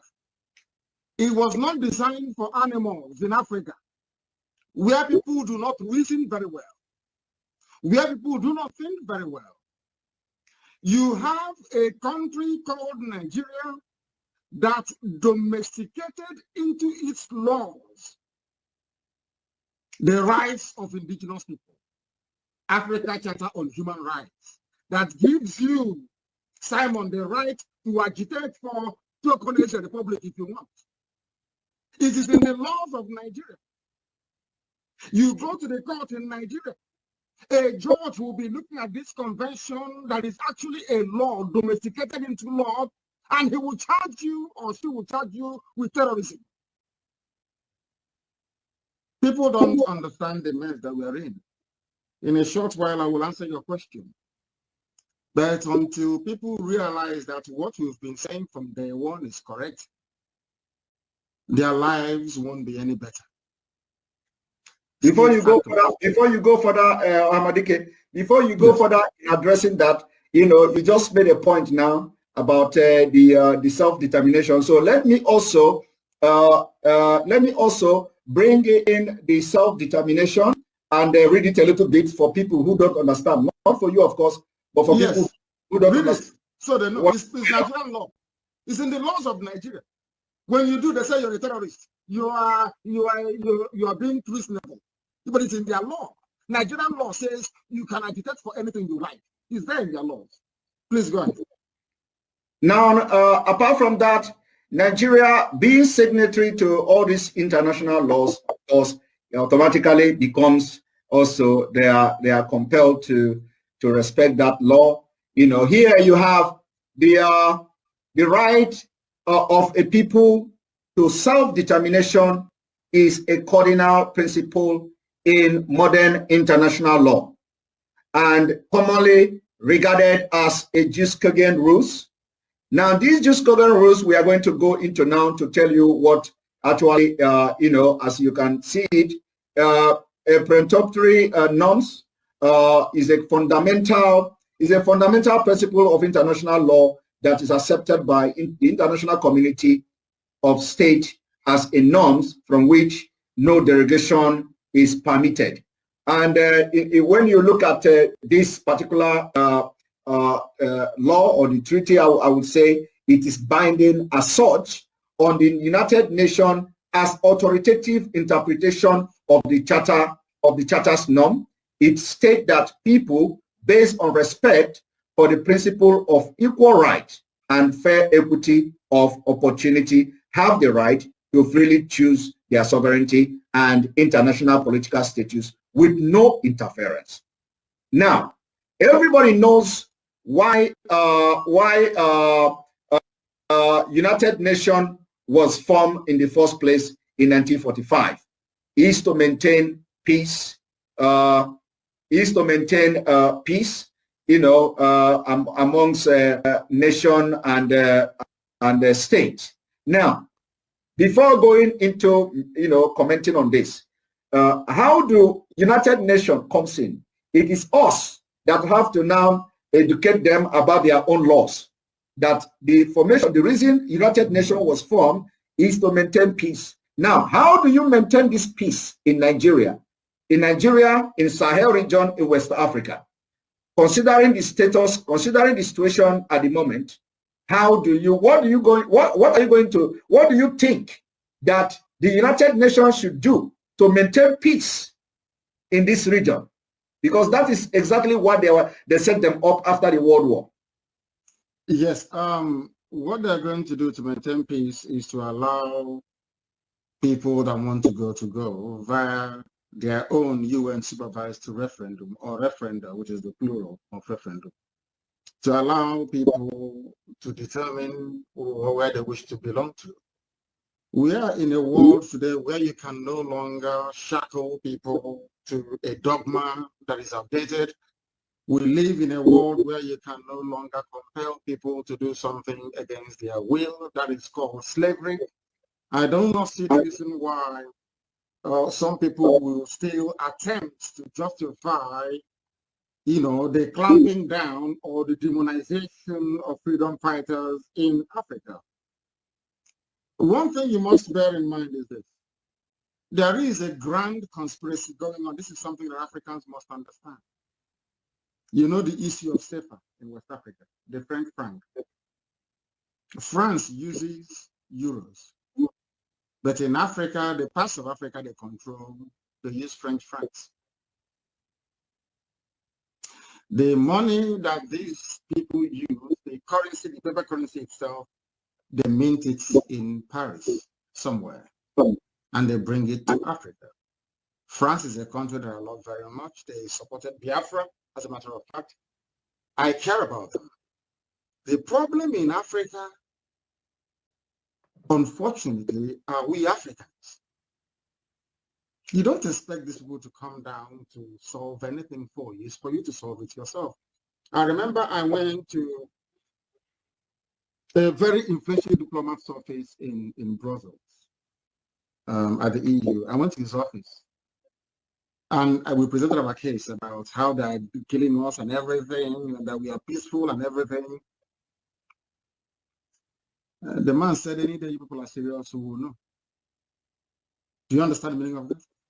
Any day you're serious, we will know. How can somebody come to your backyard, rape your mother, kill your sister? You're going to UN to go and complain to them. UN will say you're stupid. Don't you know what to do? It's only by repelling these demonic forces that the world cannot come in and say what is happening. If there is no war in Nigeria, UN will not talk. If there is no war in Nigeria, CNN will not cover it. If there is no war in Nigeria, there will be no emergency debate at the House of Commons. Never. At a time in your life, you have to say enough is enough. What we are asking for is defined in law, and the law protects it. It's called jus cogens, which means in Latin, nobody can deviate from this. Nobody can. It is a fundamental right to agitate for your freedom. It's your fundamental right to do what IPOB is doing. No court, nobody can derogate from it. That is international law, which the zoo signed up to. But we are there every day deceiving ourselves. Let's go to court. We caught terrorists in what's their crime? Oh, they belong to IPOB. And you have a journalist, a Yoruba journalist that went to university condoning such evil. We are in Africa. We are conscientious, or people who should be conscientious condone evil because of one consideration or the other. And I give it to white. Sometimes I say they say I am promoting white supremacy. No, I'm not. I am just being very factual. That is one thing that white people have that we Africans do not have. When you make a law, you keep that law. That is why that statue of woman you see all the time that is black, people don't know the meaning of it. You go to court, you see a woman with sword. On the left hand is maybe Holy Bible, I don't know, Holy Quran.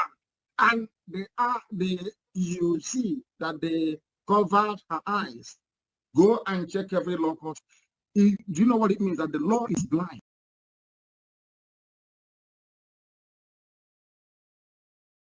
The very oldest language on the face of this very earth. Yes, I can say that from what I have just listened from you, it is just not ordinary. Very wonderful.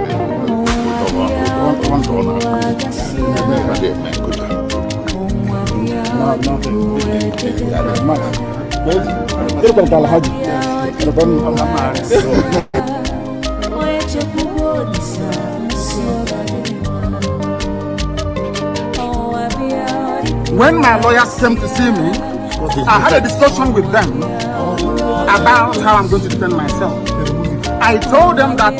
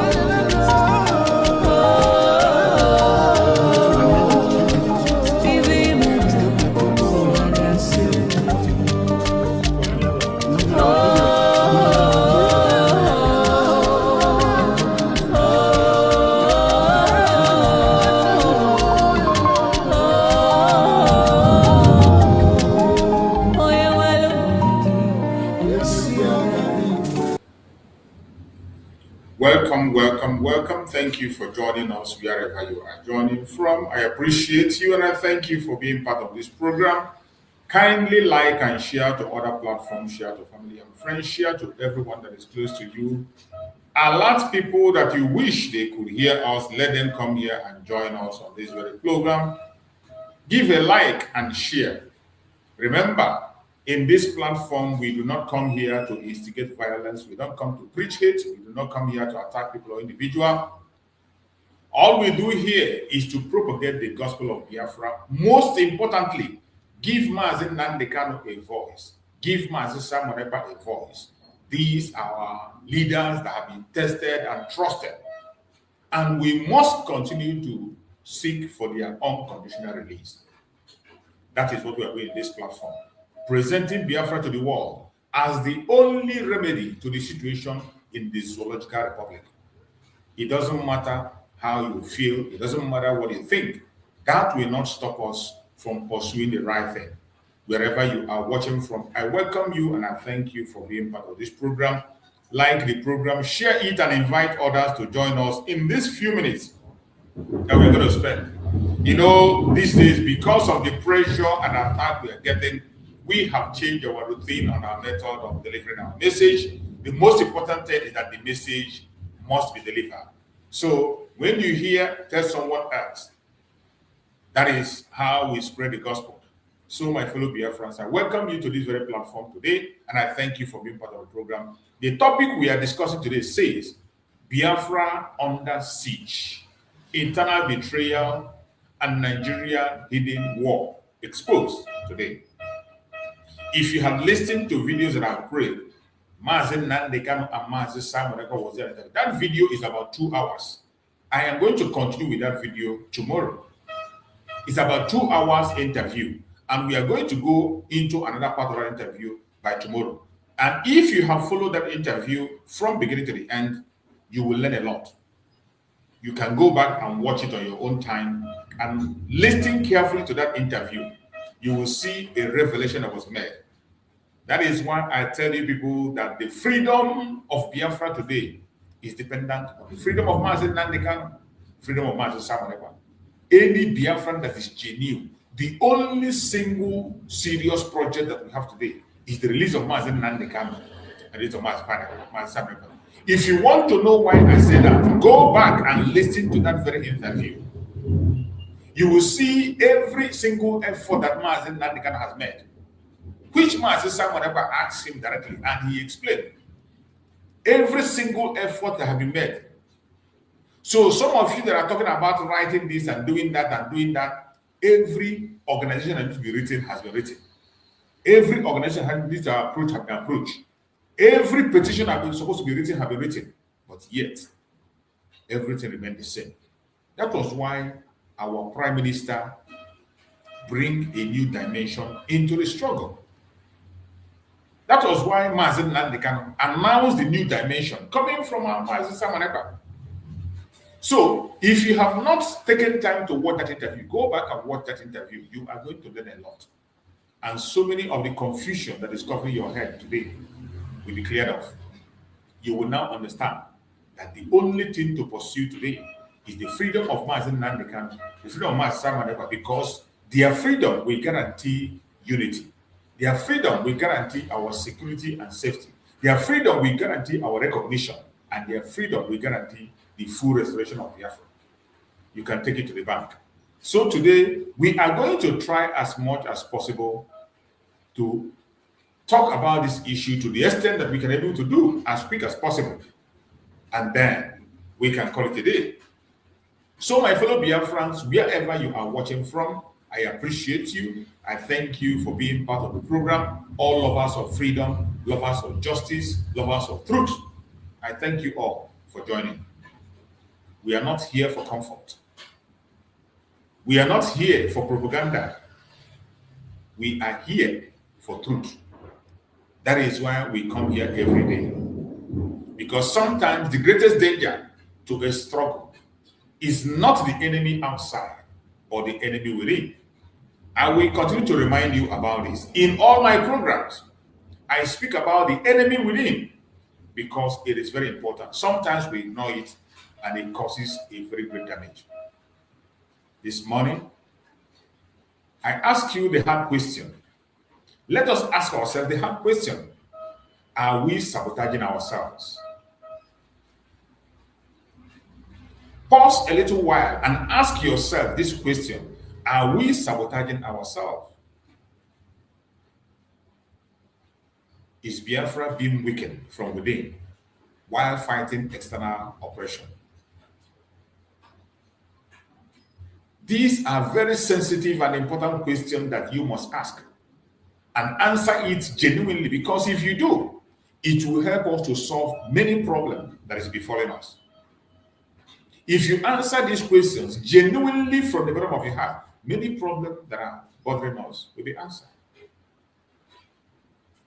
Are we sabotaging ourselves? Is Biafra being weakened from within while fighting external oppression? Stay with me, because what we'll uncover today may challenge everything you think you know. Everything you think you believe, you think you know.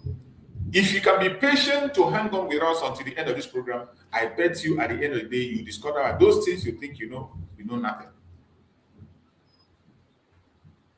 We have to try and define the real problem. Let us begin with clarity. The Biafra self-determination struggle is facing two powerful forces. The restoration of Biafra, the full restoration of Biafra, is facing two powerful forces. One, external pressure from the Nigerian system. Two, internal instability and self-sabotage. These are the major problems the restoration of Biafra is facing. It is very important we pay attention to these problems. You cannot ignore one and focus on the other. If we can be able to recognize this problem, it will be easy for us to solve and make sure that more damages are not caused. The Biafran self-determination struggle is facing two powerful forces. One, external pressure from the Nigerian system. Two, internal instability and self-sabotage. Now, let's carefully, because many people only focus on one side. Let's listen carefully. Listen carefully. Many people focus only on one side. Yes, the Nigerian government has demonstrated systemic failure. Failure in governance, failure in justice, failure in equity. But here is the uncomfortable truth. No external force can destroy a people who are united, disciplined, and strategic. It doesn't matter the forces the Nigerian government have. It doesn't matter how they operate. It doesn't matter how they anchor themselves. It doesn't matter their program. No matter what they are throwing at us, I bet you no external force can destroy a people who are united, disciplined, and strategic. This is why it is important we look to ourselves. We look to ourselves and ask ourselves, are we sabotaging the struggle within or not? Our behavior, our acts, and our attitude, is it a sabotage?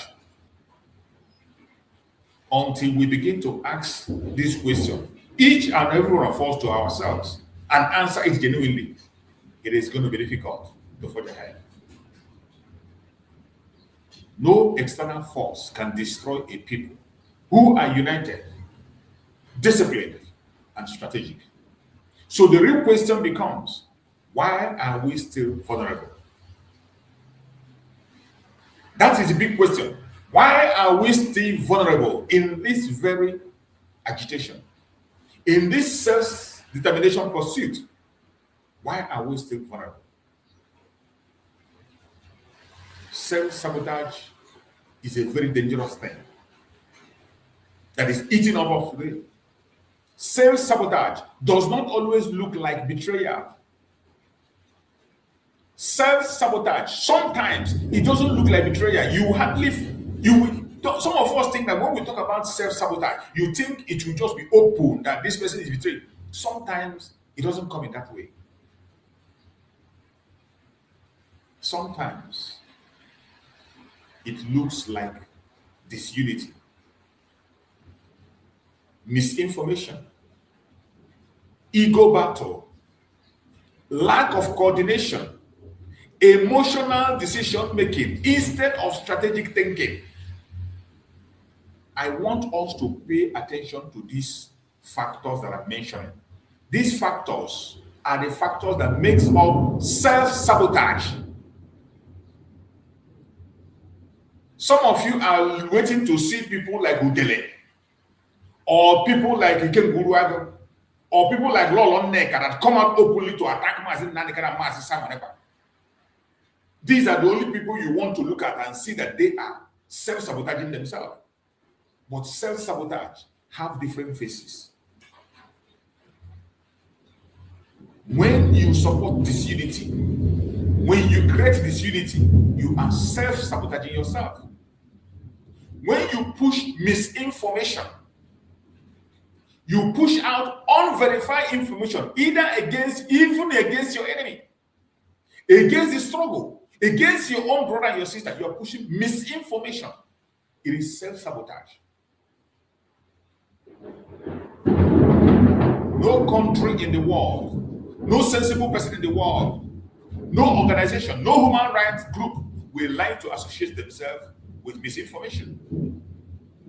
And when you misinform your own people you are supposed to encourage, you are causing damage and you are sabotaging the struggle. What you are doing is self-sabotage. Sometimes we pass misinformation in the name of trying to encourage Biafrans.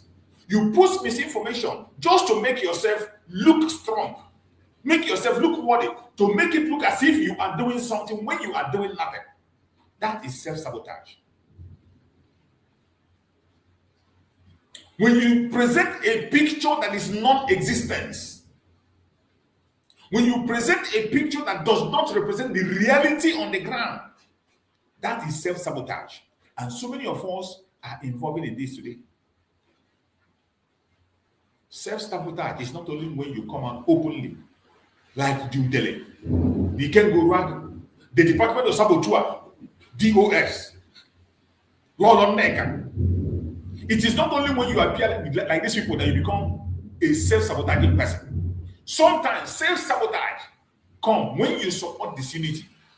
When you join misinformation, you misinform the group where you belong. You are entitled to be in any group you want, but make sure you are passing the right information. Make sure you are focusing on the unity of purpose. Make sure you are not a distraction. When you misinform your group in order to score points, you misinform your group in order to look genuine and innocent. You misinform your group in order to make them clap for you, in order to make them believe that you are doing something, even when you know you are doing nothing. That is self-sabotage. That is self-sabotage. So, wherever you are, you come across this video, ask yourself, the information you are selling to your group, the information that you are selling to people, are they the right information? Does it represent the truth, the fact on the ground? Does it represent the reality on the ground in Biafra land today? As we speak, Nigerian government has taken over our land. They are still in charge, taking the life of our innocent young youths. They are busy going villages by villages, and they are still taking life and destroying lives and property in our land without any challenge, without any confrontation. That is the reality today. But when somebody makes you believe that the Biafrans are already in charge of their territory, that we are in control, that is a lie and misinformation. And that is self-sabotage. You are sabotaging yourself. We need to say things the way they are so that the international community will get the accurate information, and the people who are supposed to come in to help will come and help. When you are passing the wrong information, you are self-sabotaging yourself. That is why I have been hammering on this platform. The reality on the ground must speak. If you are in Biafra land and you are there, watching and seeing the reality on the ground, instead of you speaking about the reality on the ground, you are lying to the people. You are self-sabotaging yourself.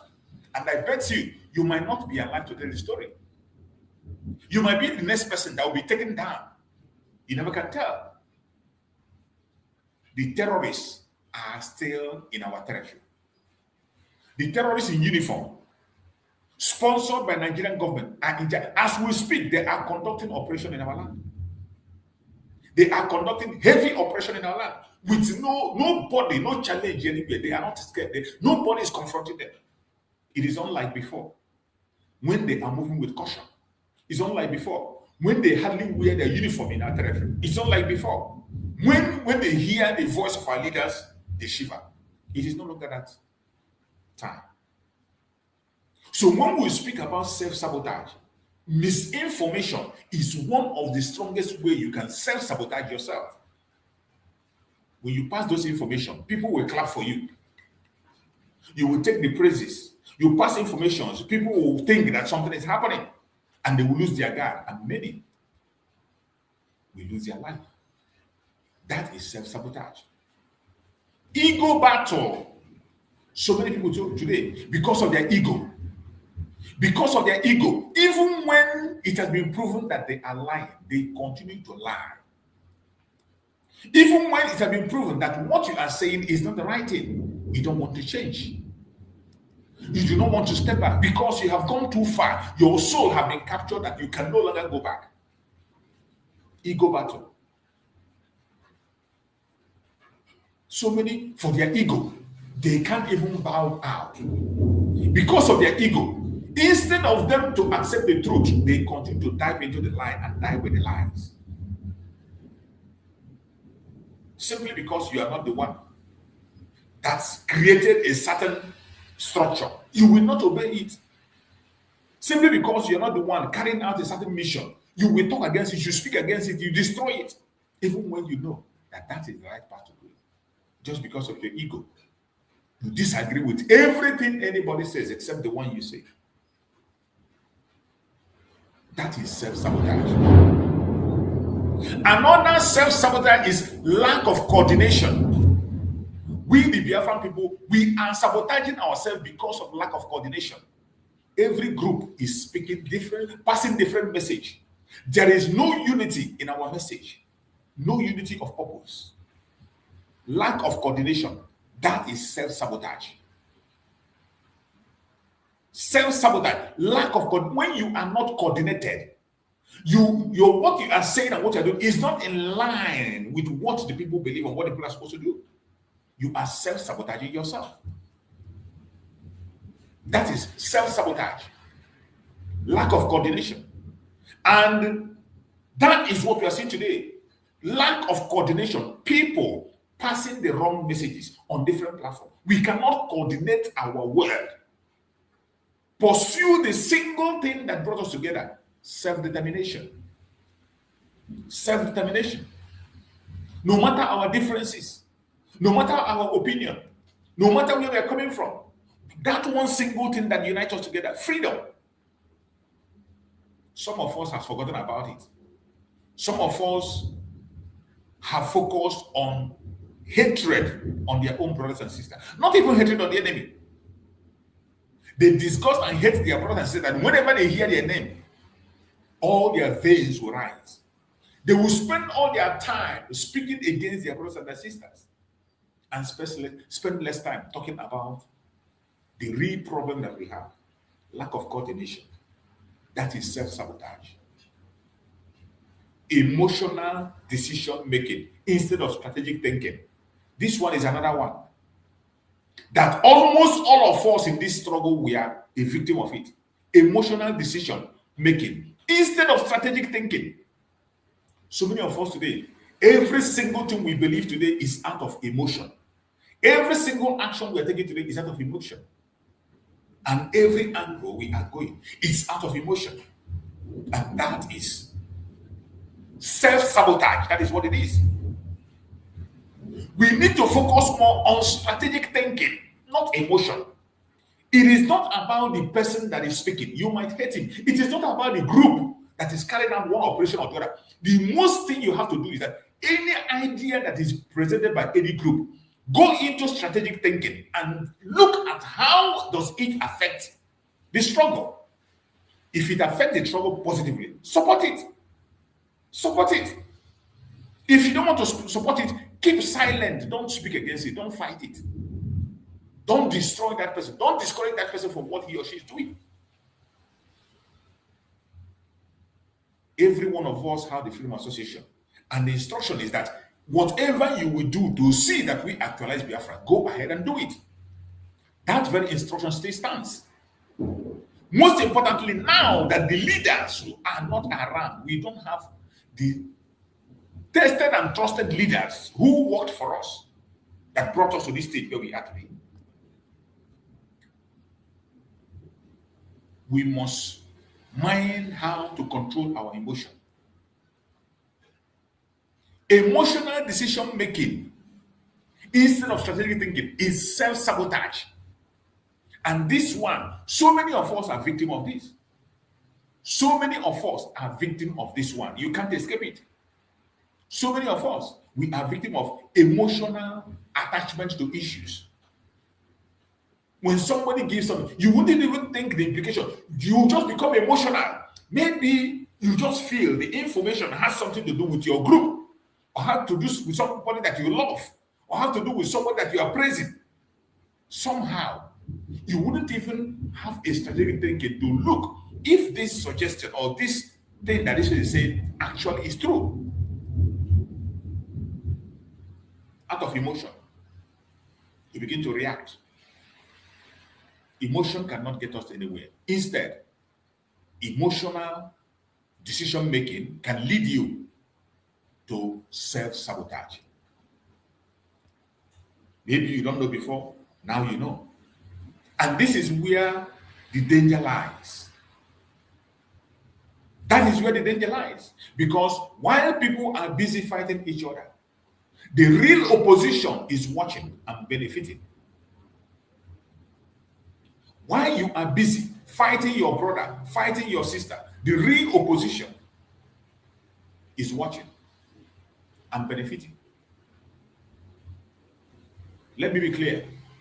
Every divided voice weakens the struggle. Every divided voice weakens the struggle. Every internal conflict delays the goal. A movement that turns against itself begins to destroy itself. And that is what is happening today. Look at the DOS. The mission of DOS today is not to restore Biafra, but to destroy the image of Mazen Nnamdi Kanu. Simply because Mazen Nnamdi Kanu saw their betrayal and distanced himself from them. So as Mazen Nnamdi Kanu distanced himself from you, if you feel you are innocent and you have genuine something to do, why don't you focus on whatever you think you can do? Why is Mazen Nnamdi Kanu your assignment? Mazen Nnamdi Kanu, that is even in detention. He doesn't broadcast. He never called your name. He only gave an instruction. But you have employed all the media warriors on the earth, including using Nigerian station to be broadcasting against Mazen Nnamdi Kanu every day. You are using Nigerian station to broadcast against Mazen Nnamdi Kanu. Those who claim to be Biafra sympathizers are helping you. Today, finally, you have turned IPOB Nigeria clearly to a political pressure group. So many of us, you didn't know when Mazen Nnamdi Kanu was, when somebody was talking about IPOB Nigeria, you never believed it was true. But today it is very, very clear. Very clear. Very, very clear. We must be careful. We must be very careful in what we are doing, in how we are approaching issues. We know that Nigeria has failed. The Zoological Republic has completely collapsed. There is no, it's not a thing of maybe or maybe not. It is very clear before the eyes of the world that Nigeria has failed. Now let us address the external factors.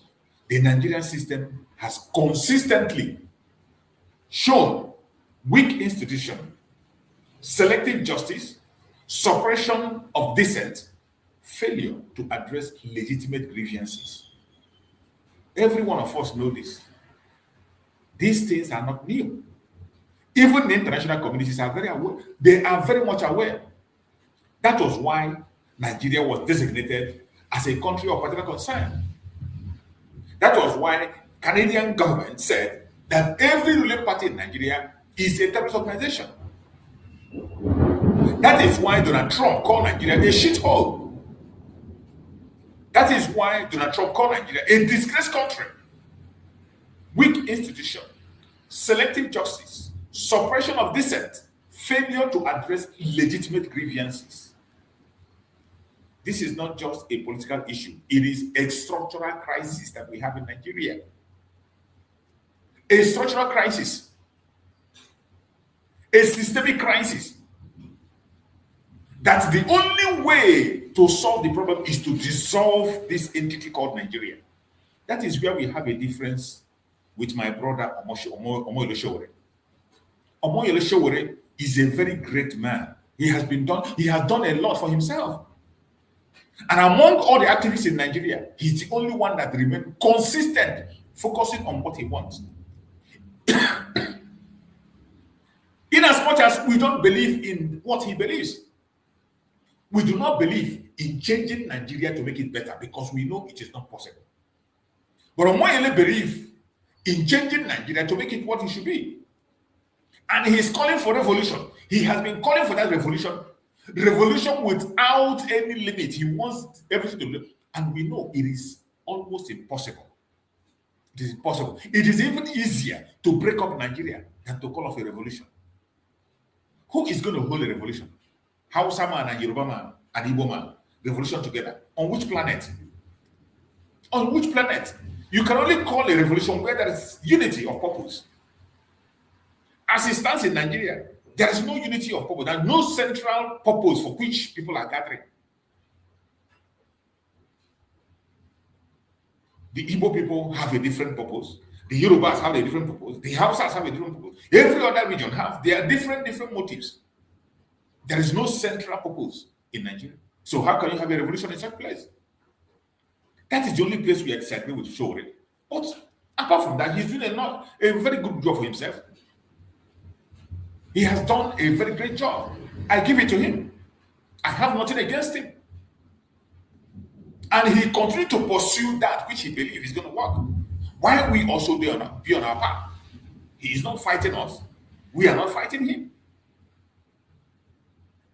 Just the diverse opinion. And everybody is entitled to their opinion. But look at the one that called himself a dirty man. The very dirty man. The very dark man, the dirty idiot. Look at what he's doing today. Instead of fighting the Nigerian government, he's focused on fighting the citizens.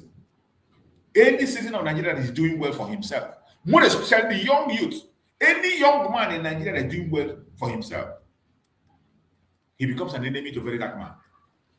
He will attack their reputation, speak evil about them, say anything with the backup of the government.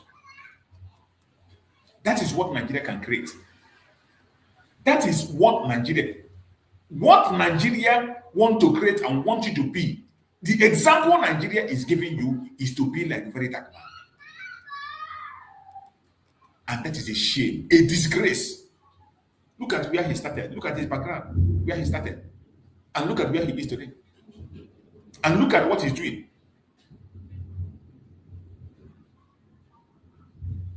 An expert in lie. You lie about everything. The same thing the government is doing. That is what they are grooming the youth to do. Lie about every single thing. Lie upon lie. When you are caught in the lie, continue to lie. But when you remove yourself from that system and become different, they see you as an enemy. That is why today they are dragging Showore, go to prison, detain him here, right, etc. And he's still standing, doing what he knows how to do best. Every other person in Nigeria called themselves activists. What are they doing? Look at that one that called himself very dark idiot. Go and check what he's doing today. And these are the kind of youths that the system of Nigeria want to create. The system, that is the kind of thing, they are not even graduating. They are not graduating. The tribal bigotry and division today, that guy is the one championing it. He's the one championing the tribal bigotry, matching one tribe against the other to fight each other. Go and check his statement. Even recently, on his attack to Showore, he is diverting it to become Igbos and Showore, Igbos and Yorubas. In one of the time when he was talking about Bilon, he tried to make it the Igbos and the Hausas, telling us how he grew in the Hausa land, how the Hausa people are the best people for him. This is the kind of thing that Nigeria grows. This is the kind of people Nigeria breed. And that is why we say the most important thing to do to save life in Nigeria is to destroy the system completely. Destroy the system completely. To your tent, O Israel, every region go their separate ways. Nigeria has no business existing the next minute. It has no business surviving the next minute. Anyone that cares about humanity should add their voice and call for the end to the contraption called Nigeria. A system that cannot guarantee fairness will always produce resistance. And that is why the demand of self-determination exists. But I want you to listen carefully. A failing system does not automatically guarantee a successful movement. A failing system does not automatically guarantee a successful movement. Because if the movement itself becomes unstable, it loses moral and strategic strength. That is why we must be very careful in what we are doing in our self-determination movement. That is why we must embrace unity of purpose at all times. We can disagree. We can be in these different groups. We are entitled to be in any group we want and think whatever we want. We are entitled to our opinions. So that we do not fall prey to the zoological republic, so that we don't destroy ourselves from the inside. It is very, very important. This is where the real battle lies. External oppression can be resisted, but internal destruction, that is much harder to fight.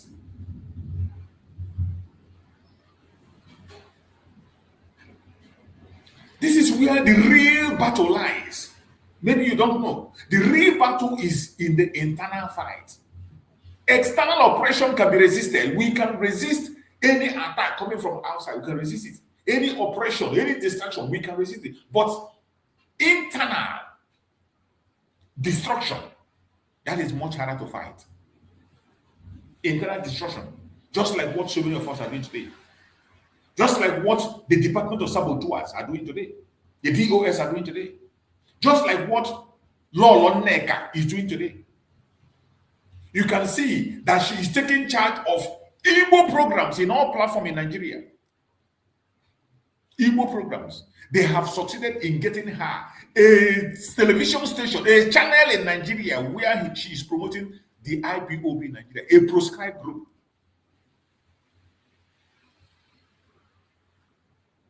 Internal destruction. That is much harder to fight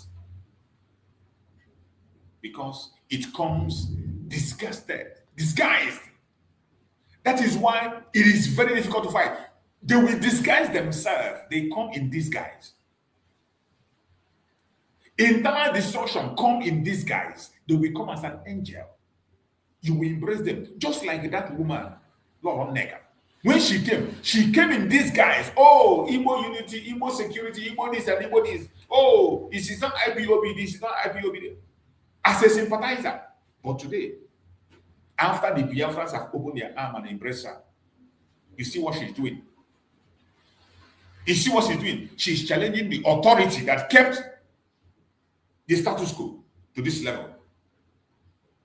Attacking Mazen Nandekan, attacking Mazen Nandekano's family, attacking the lawyers. She's attacking them, and she is promoting the people that are against Mazen Nandekano from day one. The people that have made sure that Mazen Nandekano is not released. Those are the people she's promoting. Bunch of idiots and clowns who are involved in the insecurity, the main people that created the insecurity, the disunity in the struggle today. These were the people that created the disunity. They destroyed the ESN that Mazen Nandekano created. They destroyed it and turned them to Bubago, handed them over to governors. They destroyed the IPOB and they become many factions and many groups. They are the people today that the woman who pretends to be sympathizer is supporting on different platforms.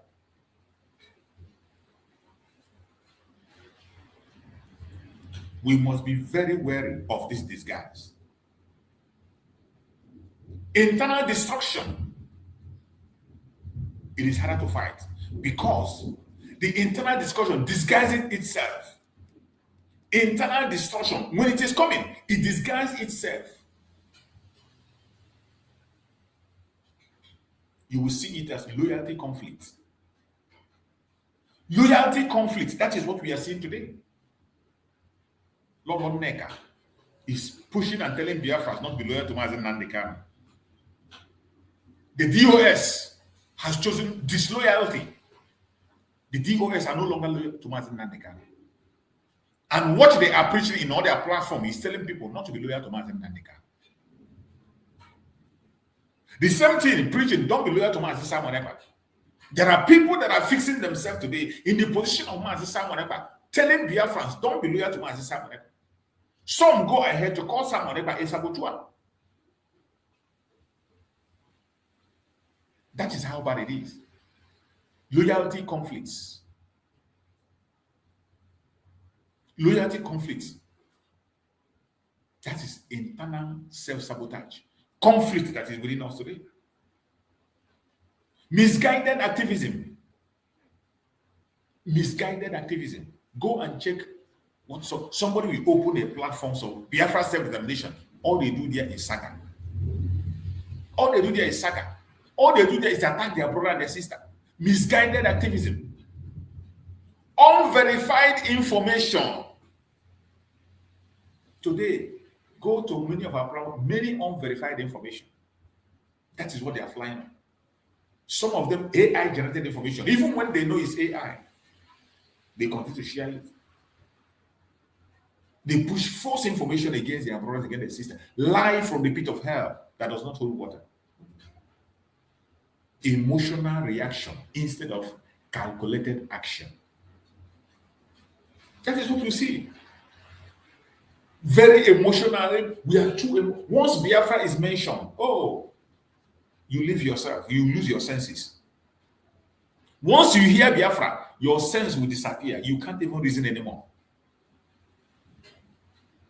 Once you hear, oh, this one is a Biafra, oh, he's talking about Biafra, he's talking about Mazen, you lose your senses. Emotional reaction instead of calculated actions. And before you know it, the focus shifts from goal to fighting each other. That is where we are today. The focus today have shifted from the goal of achieving self-determination to fighting each other in all the groups. Go and check them what they are doing.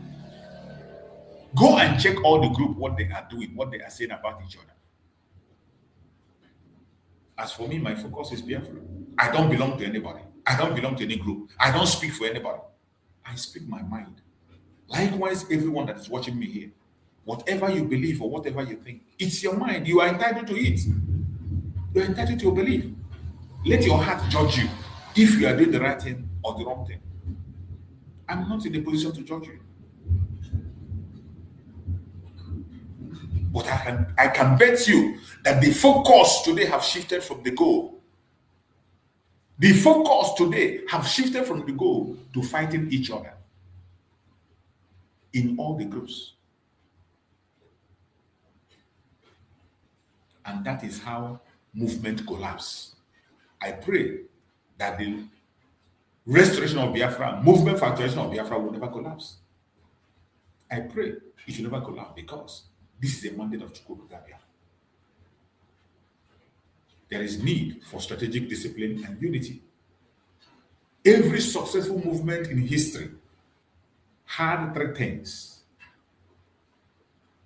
Every successful movement in history had these three things: clear strategy, strong discipline, unbreakable unity. Go and check.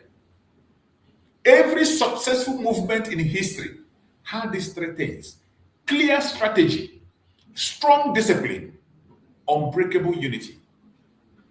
Without these three, no struggle survives. Let me repeat that.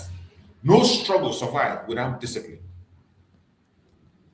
Not noise, not emotion, not scattered action, but forced, coordinated, strategic effort in Biafra. That will make us succeed. That will make Biafra to succeed. We must be strategic. We must be focused. We must be coordinated. Only that and that alone can make us succeed.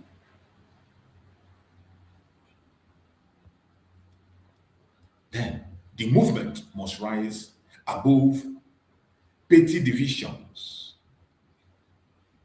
We must rise above petty divisions, all these petty divisions, right, left, and center, here and there. It doesn't make sense. It doesn't make sense. It doesn't make sense. Every day you wake up, you see a new group springing up. Every day you wake up, you see new division. Every day. It doesn't make sense. We must rise above petty division. We must rise above personal interest. So many of us have a lot of personal interest in this struggle. Some people, it is about their ego. Some, it is about them. It is either them or nobody else. Some, they just want to promote their businesses. Some are using it as a business to raise money for themselves, to raise popularity for themselves, to be in the picture. We must rise above personal interests. We must rise above reactionary behavior. We must rise above reactionary behavior. Very important. So many of us are very reactive. So many of us, you react even when you don't know what you are reacting about. You attack even though you don't even know the reason you are attacking the person. Even you get somebody show you a program of you don't even know why the person, some of us, you don't even have patience to know why somebody made a statement that he made. You just react. we must embrace collective purpose. This is the time to embrace collective purpose.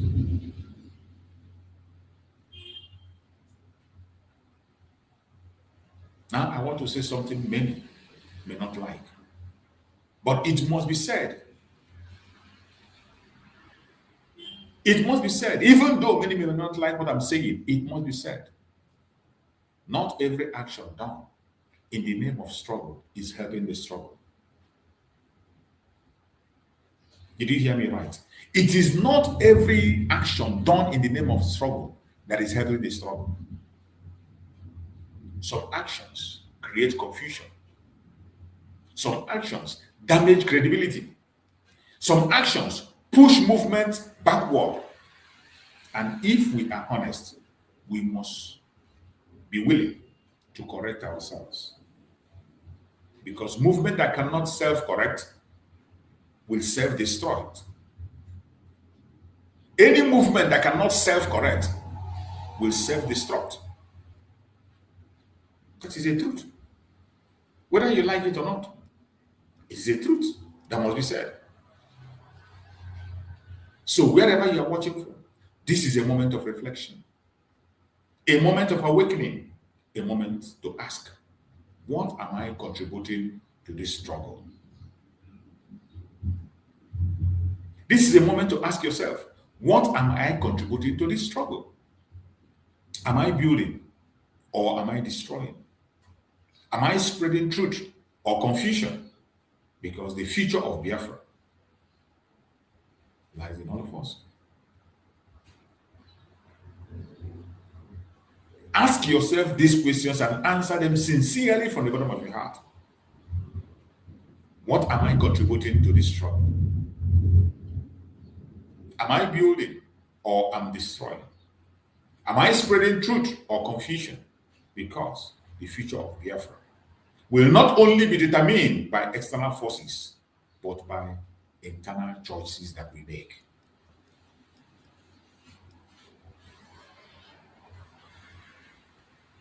At this point, I want to hear from you. Do you believe the biggest threat is internal or external? Type it on the comment section if you are there watching me, or those who are going to watch later.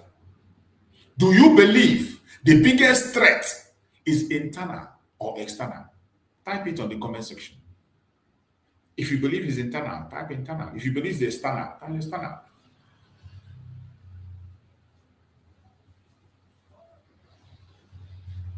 I want you to share this video to other people for them to engage.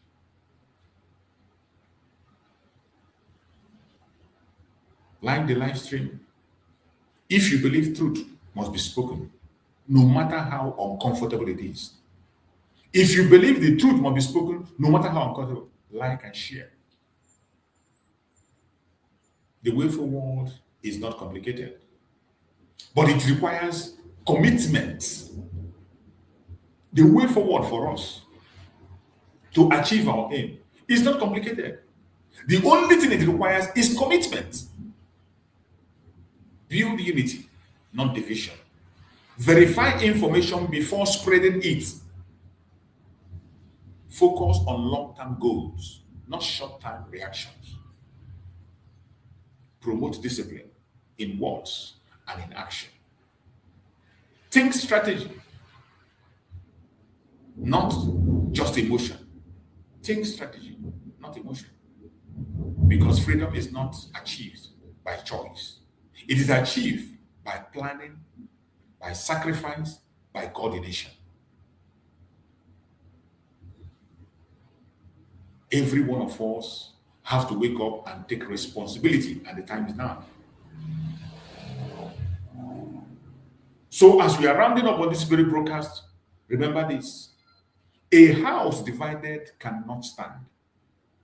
The struggle for Biafra is not just against external forces. It is also a test of internal strength, maturity, and unity. History will not only judge the oppressor. It will also judge how we handled ourselves. So the question remains,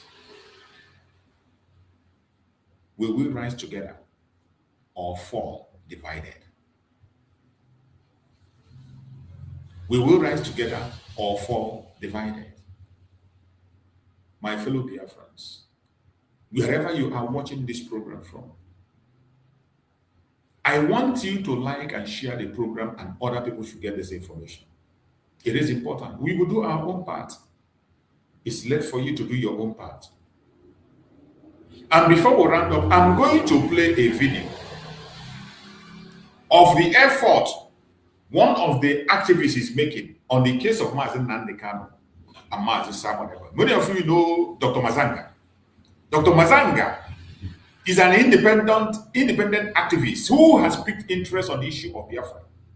You know, Dr. Mazanga spoke to Mazen Nandekano, also spoke to Mazen Simon, had a program with both of them. And he has been in the front line speaking about the detention of Mazen Nandekano and also advocating for the freedom of Mazen Simon. I saw a new video he made, and he stated the plans he's making and the effort he's making to see that Mazen Nandekano, Mazen Simon is properly represented. And this is what I've been crying for here, that no matter the group you belong, you must have a tangible thing you are doing to make sure that Mazen Simon is released. It is not to tell us you are walking on the ground. Anybody that tells you he or she is walking on the ground is doing nothing. Any group you are, the only assignment you do when you get to your group meeting, ask them, what are you people doing to make sure that Mazi Simon Ekpa is properly represented in the court on the 5th of August? Ask them. Dr. Mazanga just told the world what he's doing to support Mazi Nandekano and Mazi Simon Ekpa. He didn't do it in secret. And he made it clear that nobody is paying him anything. He is doing it pro bono on his own. So if Dr. Mazanga can put his life on the line, continue to pursue the release of Mazi Nandekano, why you that call yourself a Biafra, why are you not going to do it? Why are you not going to? Why are you not doing anything? That is why I say the only single project that we have today is the release of Mazi Nandekano and the release of Mazi Simon Ekpa. There is no other genuine project that I see. I don't care the group where you belong. I don't care who you are and your title. The only project that is genuine, any group that has a project on how to release Mazi Nandekano and Mazi Simon Ekpa, that is the proper support and the proper project that we have. Support it financially, support it morally, support it in any way you can, notwithstanding the group.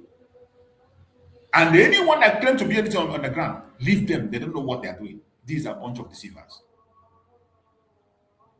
There is nothing like underground work. These are people who have been persecuted, and the whole world is aware of the case. So we, the Biafrans, are supposed to make sure that they are properly represented. So wherever you are, seek for a place where donation is being made to support the legal fare of Mazi Simon Ekpa to see that he's properly represented. I appreciate those who have fought to get an international lawyer for Mazi Simon Ekpa to represent him. And the lawyer made it clear his duty to make sure that the right of Mazi Simon Ekpa is protected, to hold the Finland authority accountable through their foreign affairs minister, through the United Nations, through the EU, and through the United States, to hold them accountable so that they will know that the world is watching. Because there's no way Mazi Simon can go to court and all the evidence he had was not presented anywhere. That means his right was not given to him. His right was not properly protected. So, any group where you are, when you go to your meeting, ask your leader, what are you doing to see that Mazi Simon Ekpa is properly represented in the court? And wait for their answer. If their answer is not reasonable, please look for people who are doing something meaningful and support. I am not advocating for you to join any group. I am not campaigning for you to go and join any group. All I'm talking about is the legal assistance to Mazi Simon Ekpa and Joko to make sure he's properly represented. I want us to listen to the message that was delivered by Masanga before we round up the program. Let us hear what Masanga has to say. Good afternoon, viewers across the continent of Africa, and good afternoon, the rest of the globe, wherever you are watching this clip. Thank you very much for continued support on this platform where I raise pertinent issues on African affairs. I have been very, very consistent on the question of a country or countries adhering to the court orders that are issued by international courts or are issued by local courts, because that's the only way to build our institutions that need to be firm in order for a better Africa. I will address you on the question of a country called Nigeria. I have no personal feelings against anyone in Nigeria except those who break the law. Sometime in 2021, under the administration of President Buhari, Mr. Nnamdi Kanu was abducted at night, renditioned out of African country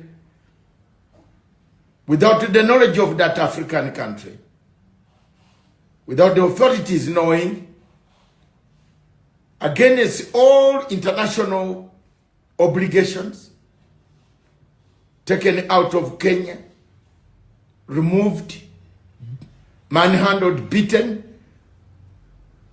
molested, and delivered in commando style, Gestapo style, into Abuja.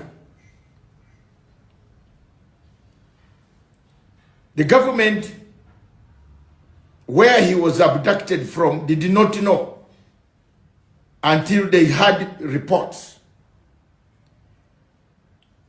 However, most of us sprang to action later on.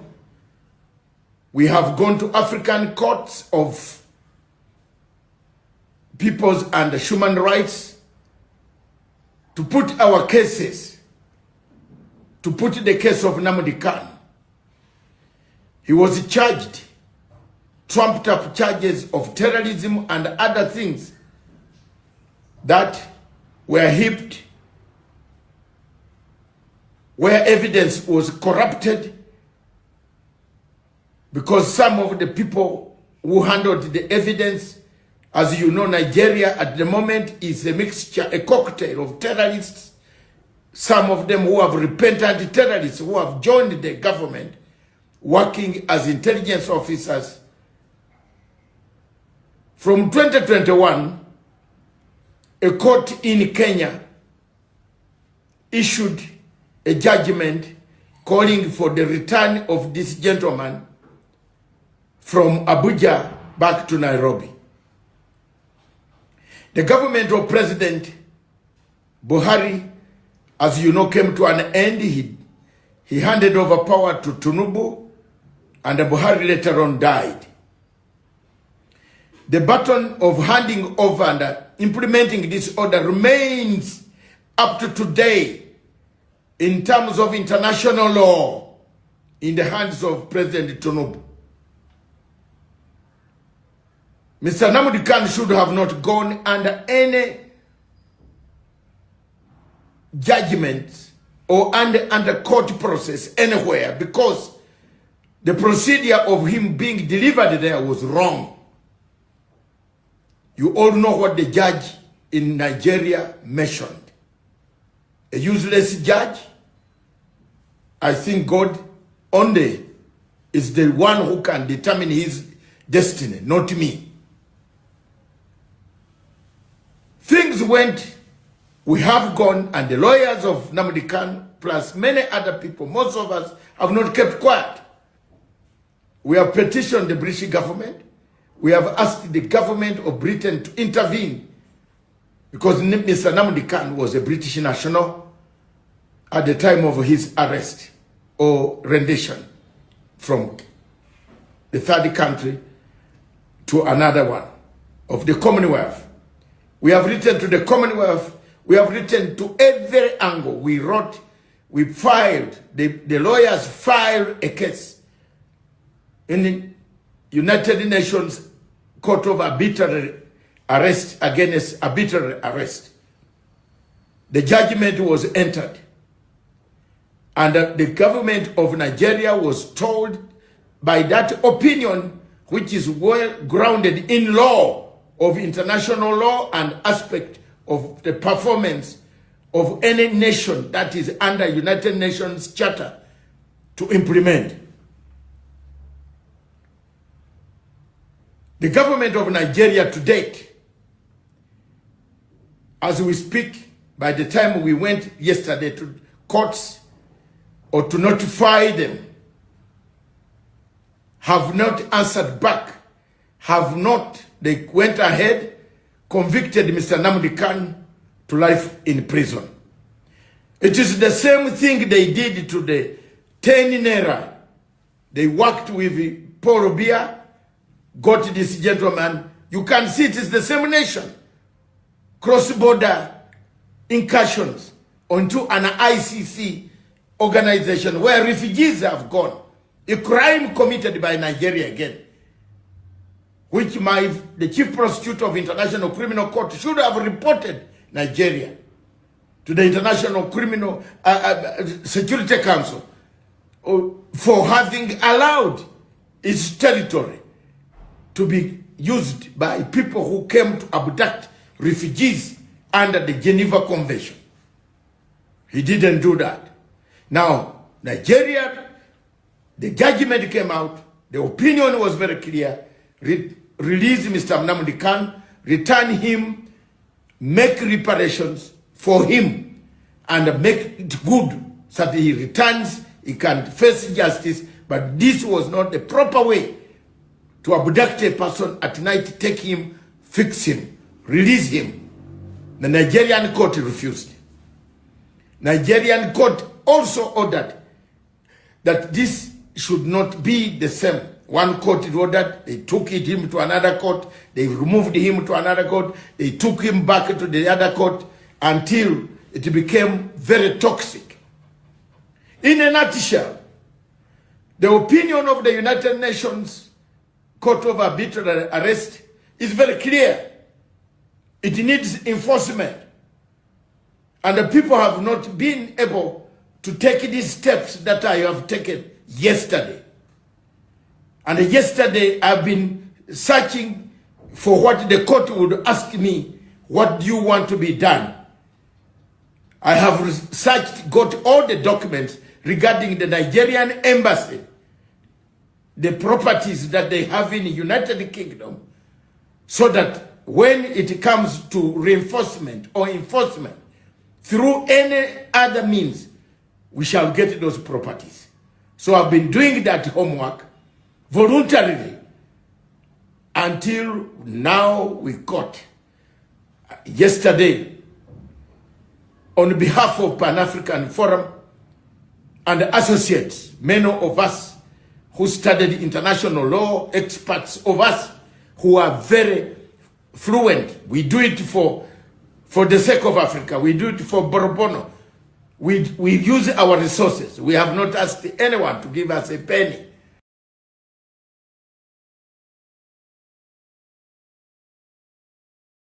I want you to take note of that explanation. I want you to take note of that explanation.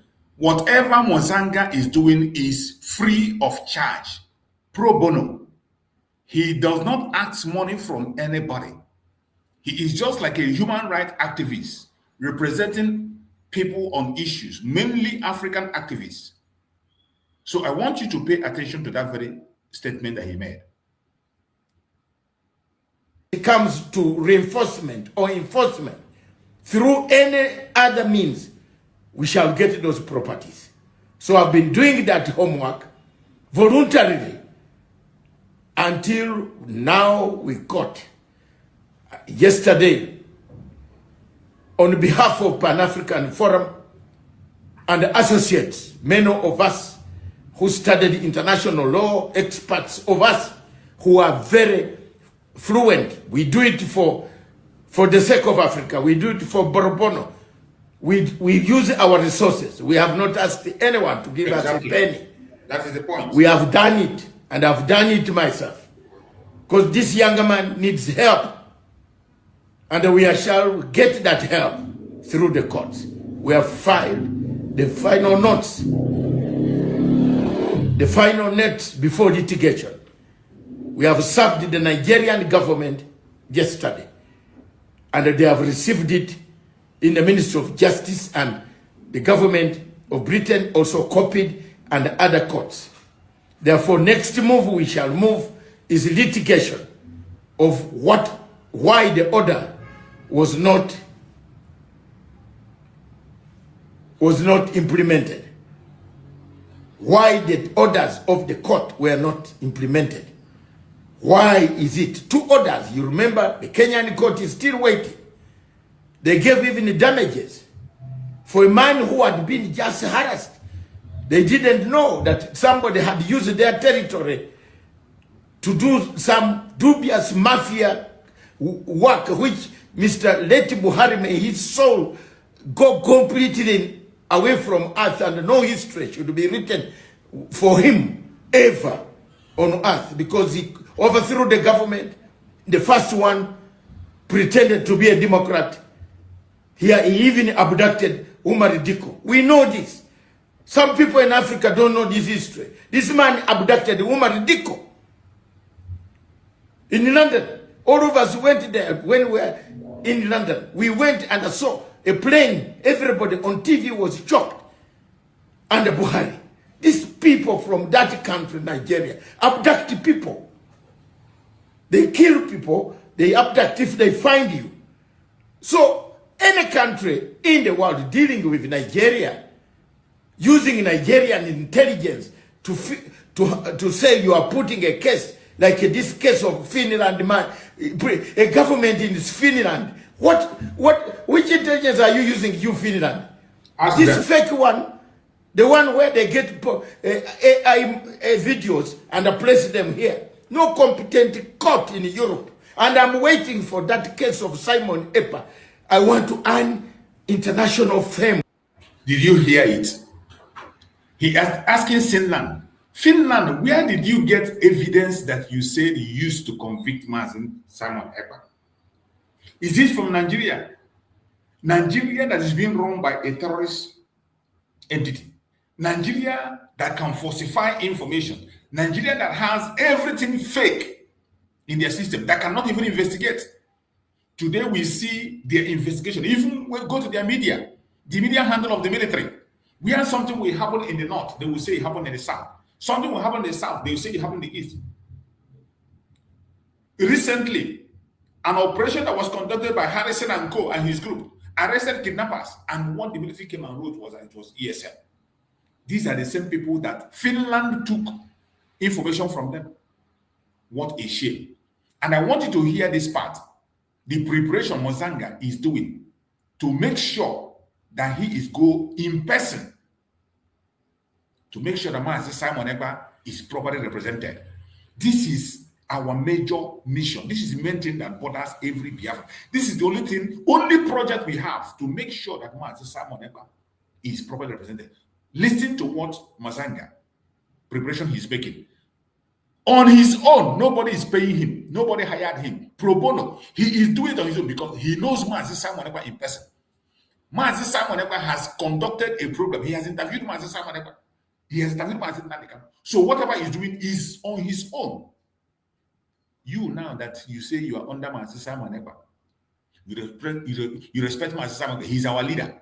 What are you doing? You see why I'm saying what I'm saying? Listen to Mazanga and see the preparation Mazanga is making. Like this case of Finland man, a government in Finland. Which intelligence are you using, you Finland? This fake one, The one where they get AI videos and place them here. No competent court in Europe. And I'm waiting for that case of Simon Epa. I want to earn international fame for defeating them on that case in the European Court of Human Rights. I'm waiting for you. I will not leave. I don't tell me don't do this, don't do for this. I am not. You don't employ me. I make my decision to defend the people. I defend the people for their rights. You cannot lock up a man when you have used the wrong intelligence of Nigerian government. Absolutely. Where government has got terrorists inside. Yes. Where did they get this evidence?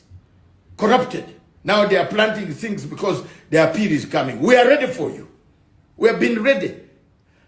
The other time it was the people from Europe who present, but this time we are many.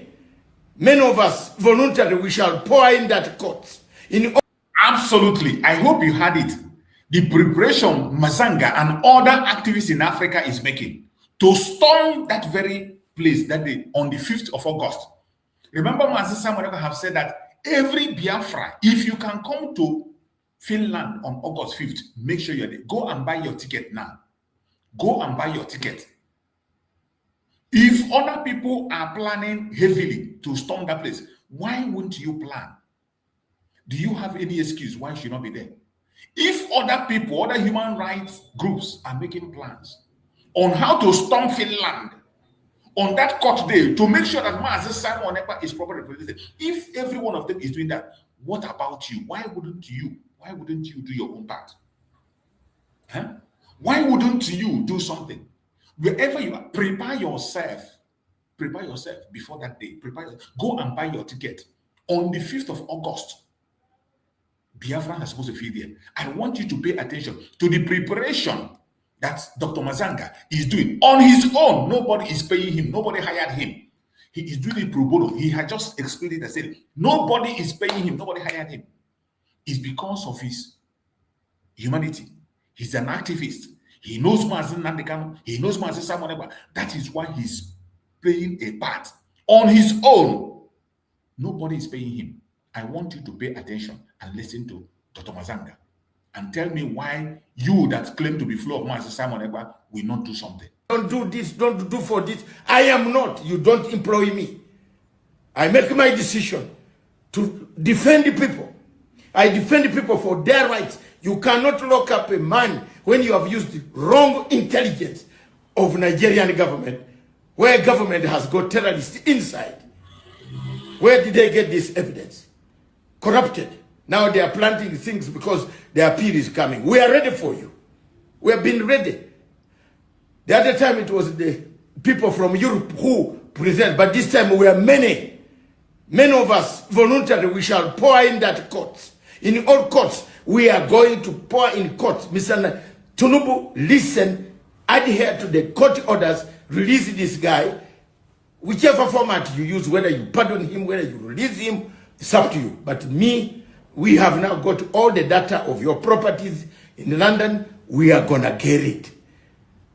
Watch my leaves. Let me remove the glasses. We shall get it. The law here is very clear. Ask Paul Obia whether he can come to have medicine in London. Give Paul Obia 2 planes to fly in. And even you're coming to London recently, we had to waiver. We had to be asked to waiver for you not to be touched. Otherwise, our summons were ready. So do the right thing. You have gone to school. You are not like Buhari. You have gone to school. You are not a soldier. Release this guy. Let's not get bad name in the Commonwealth, bad name everywhere, bad name Nigeria. There is this woman called, there's a woman in the UN called Dr. Amina Mohammed. You, that lady there, you live in the UN, the same institution you preside over. You don't, someone has refused to adhere to the UN court, and then you say you are from Nigeria. I'm Assistant Secretary General, my foot. You are one of the most, in fact, your data, when I start throwing it around, you will not like it. Because I am very pissed off with some of the people from this country, especially those who get leadership, they don't speak for their people. Another one in Britain that I'm conservative. She's not speaking for her own people. We have to speak for you. Another one in the WTO, she doesn't speak for her people. You also in UN, you don't. I am coming for you people. You have to be extremely patriotic. Speak for your country. This is a good country with a population. Christians are being killed. They are being killed for real. People, moderate Muslims are being wiped out. In all these places. Are we waiting for what to happen in order to intervene? Thank you very much. For us, we have done our job. We are not fighting anybody. We are not against. We don't know what they do. We don't have guns. We are not affiliated to anybody. We don't like violence. So anybody trying to fight, we are fighting the government of Nigeria using the brains, not violence, not guns. So we shall use the legal means available to speak out for those who cannot speak, the voiceless. Thank you very much. On behalf of Pan-African Forum and Associates, we will meet you. If you don't reply, if you don't do something about it, you know there's something happening about it. Thank you. God bless you. Watch and distribute this clip to reach Mr. Tinubu. I have no problem with you. Nothing. But I have a problem with you failing to adhere to court orders. Please, this was not your problem, Mr. Tinubu. This was Mr. Buhari's problem. Wash hands like a Pontius Pilate. Wash the hands. I find no case with Jesus. But if it is the Roman law, take him. I have nothing. I think wherever Pontius Pilate is near the God's right hand side. Thank you very much. God bless you. You have heard Dr. Mazanga speech. Dr. Mazanga's speech is spot on. He made it very clear. I am so happy listening to him and the preparation he's making for our leaders. You can imagine somebody, an outsider, fighting so hard for our own leaders to be free. But you and I, what are we doing? Fighting ourselves, gossiping, stopping their release, destroying our leaders, pushing propaganda against them. Look at a different person. He's not a Biafran, but he's even planning to go to Finland on the 5th of August. On the 5th of August, he said he's going to be there. He's going to be there. Nobody is paying him. Nobody hired him. He is doing it on pro bono because of his concern. We know that Mazen Nandekan has appeared in his program. Mazen Simon appeared in his program, and he knows them. Look at his plan he's making. But today, even people that claim to be followers of Mazen Nandekan and people that claim to be followers of Mazen Simon, ask them, what is their plan towards making sure that Mazen Simon Ekpa is properly represented in the court? They don't have an answer. That is why I tell everybody that the only single genuine project we have is the release of Mazen Nandekan and Mazen Simon Ekpa. Any group you belong, I don't care. I don't belong in a group. Wherever you are, go there and ask your own group, what are you doing to see that Mazen Simon Ekpa is properly represented on the 5th of August? If you go to your group meeting, raise your hand and ask your group leaders. Ask them, what are they doing to see that Mazen Simon Ekpa is properly represented? If they do not give you a concrete answer, or they tell you they're doing something on the ground, please go and look for somewhere where something that is visible is done and join. Support financially, support in any way you can. If they give you a reason or if they tell you something they are doing, examine it yourself. If it is worthy and truthful, support it with all your strength. That is the only genuine project we have, nothing else. Anything other anybody is presenting to you is just a waste of time. It's a drama, it's a mirage. Any other project anywhere, it's just an entertainment to keep you shouting and believing that something is happening. The only genuine project we have is the release of Mazen Nandekano and release of Mazen Samuel, because the release of Mazen Nandekano and Mazen Samuel, we guarantee our unity. The release of Mazen Nandekano and Mazen Samuel, we guarantee our freedom. The release of Mazen Nandekano, we guarantee our recognition in the world and the full accreditation of Biafra. Take it to the bank. It is a difficult truth, but we have to say the truth and shame the devil. It's up to you. Take it or leave it. Listen or don't listen. It's up to you. I cannot force you against your will to do anything. As I tell you, my platform is a platform for people to air their opinion, express themselves. You are entitled to your opinion. I am entitled to mine. One of the things that Biafra signed up for is freedom of association. You are free to join any group, any association. You are entitled to that. But while joining it, apply your common sense and ask reasonable questions. Don't be a sheepish follower. Not even in my platform. If you are in this platform and you are following sheepishly, you should be ashamed of yourself. If you are in this platform, anything I say that you don't understand, ask question. Anything I say that you disagree with, ask question. Politely ask question. You can demand for the link. I send you a link, you come in and you ask question. That is how to follow. You understand what you are doing. Define the followership by yourself. Choose what you want to listen to. My fellow Biafrans, I appreciate every one of you for being patient for us to carry this very program up to this time. May Chukwu Okike continue to guide and protect every single one of you that was able to make it in this program to this time. I say that may Chukwu Okike guide and protect you. I'm going to be coming back again later in the day by the grace of Chukwu Okike, and we will continue from where we stopped. No weapon formed or fashioned against us as Biafran shall prosper, and no weapon formed or fashioned against our leaders, Mazi Nandekano and Mazi Samuel, shall prosper. Thank you so much for watching, and see you again later in the day. Stay blessed. Bye-bye, everybody. Bye.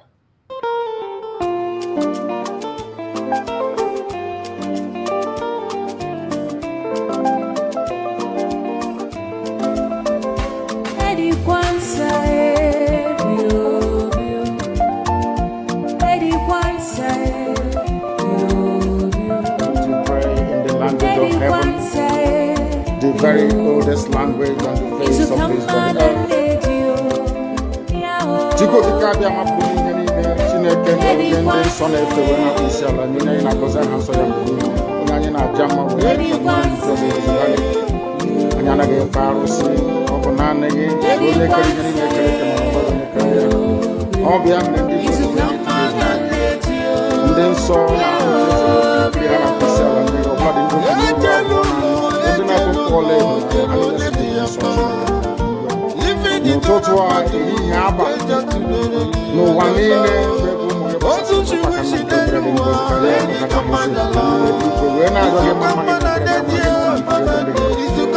wena adoge chane bani ani wena adoge se bukade ngo tino bagana tindi kahara budi kahara ni onye mo na chine kenya ndo so kaka sindike to we ba izo bele si we lion ani wena adoge Bikono kiwe meka Biafra we your source and no more and we na do we na je mo na nyan kepuri to ni we ti no mo ezu mo ga ni aka join him and God am the person that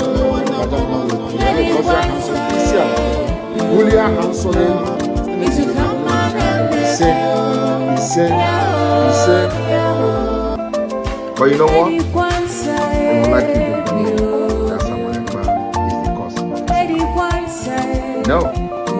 I am the solution, and the only way they can get to you is by kicking me out, which is not possible. I have come. Look with you. After I am done with Nigeria, Biafra will be free and enjoy freedom. Biafra will know the importance of freedom and what happens in 5 years to come. Thank you.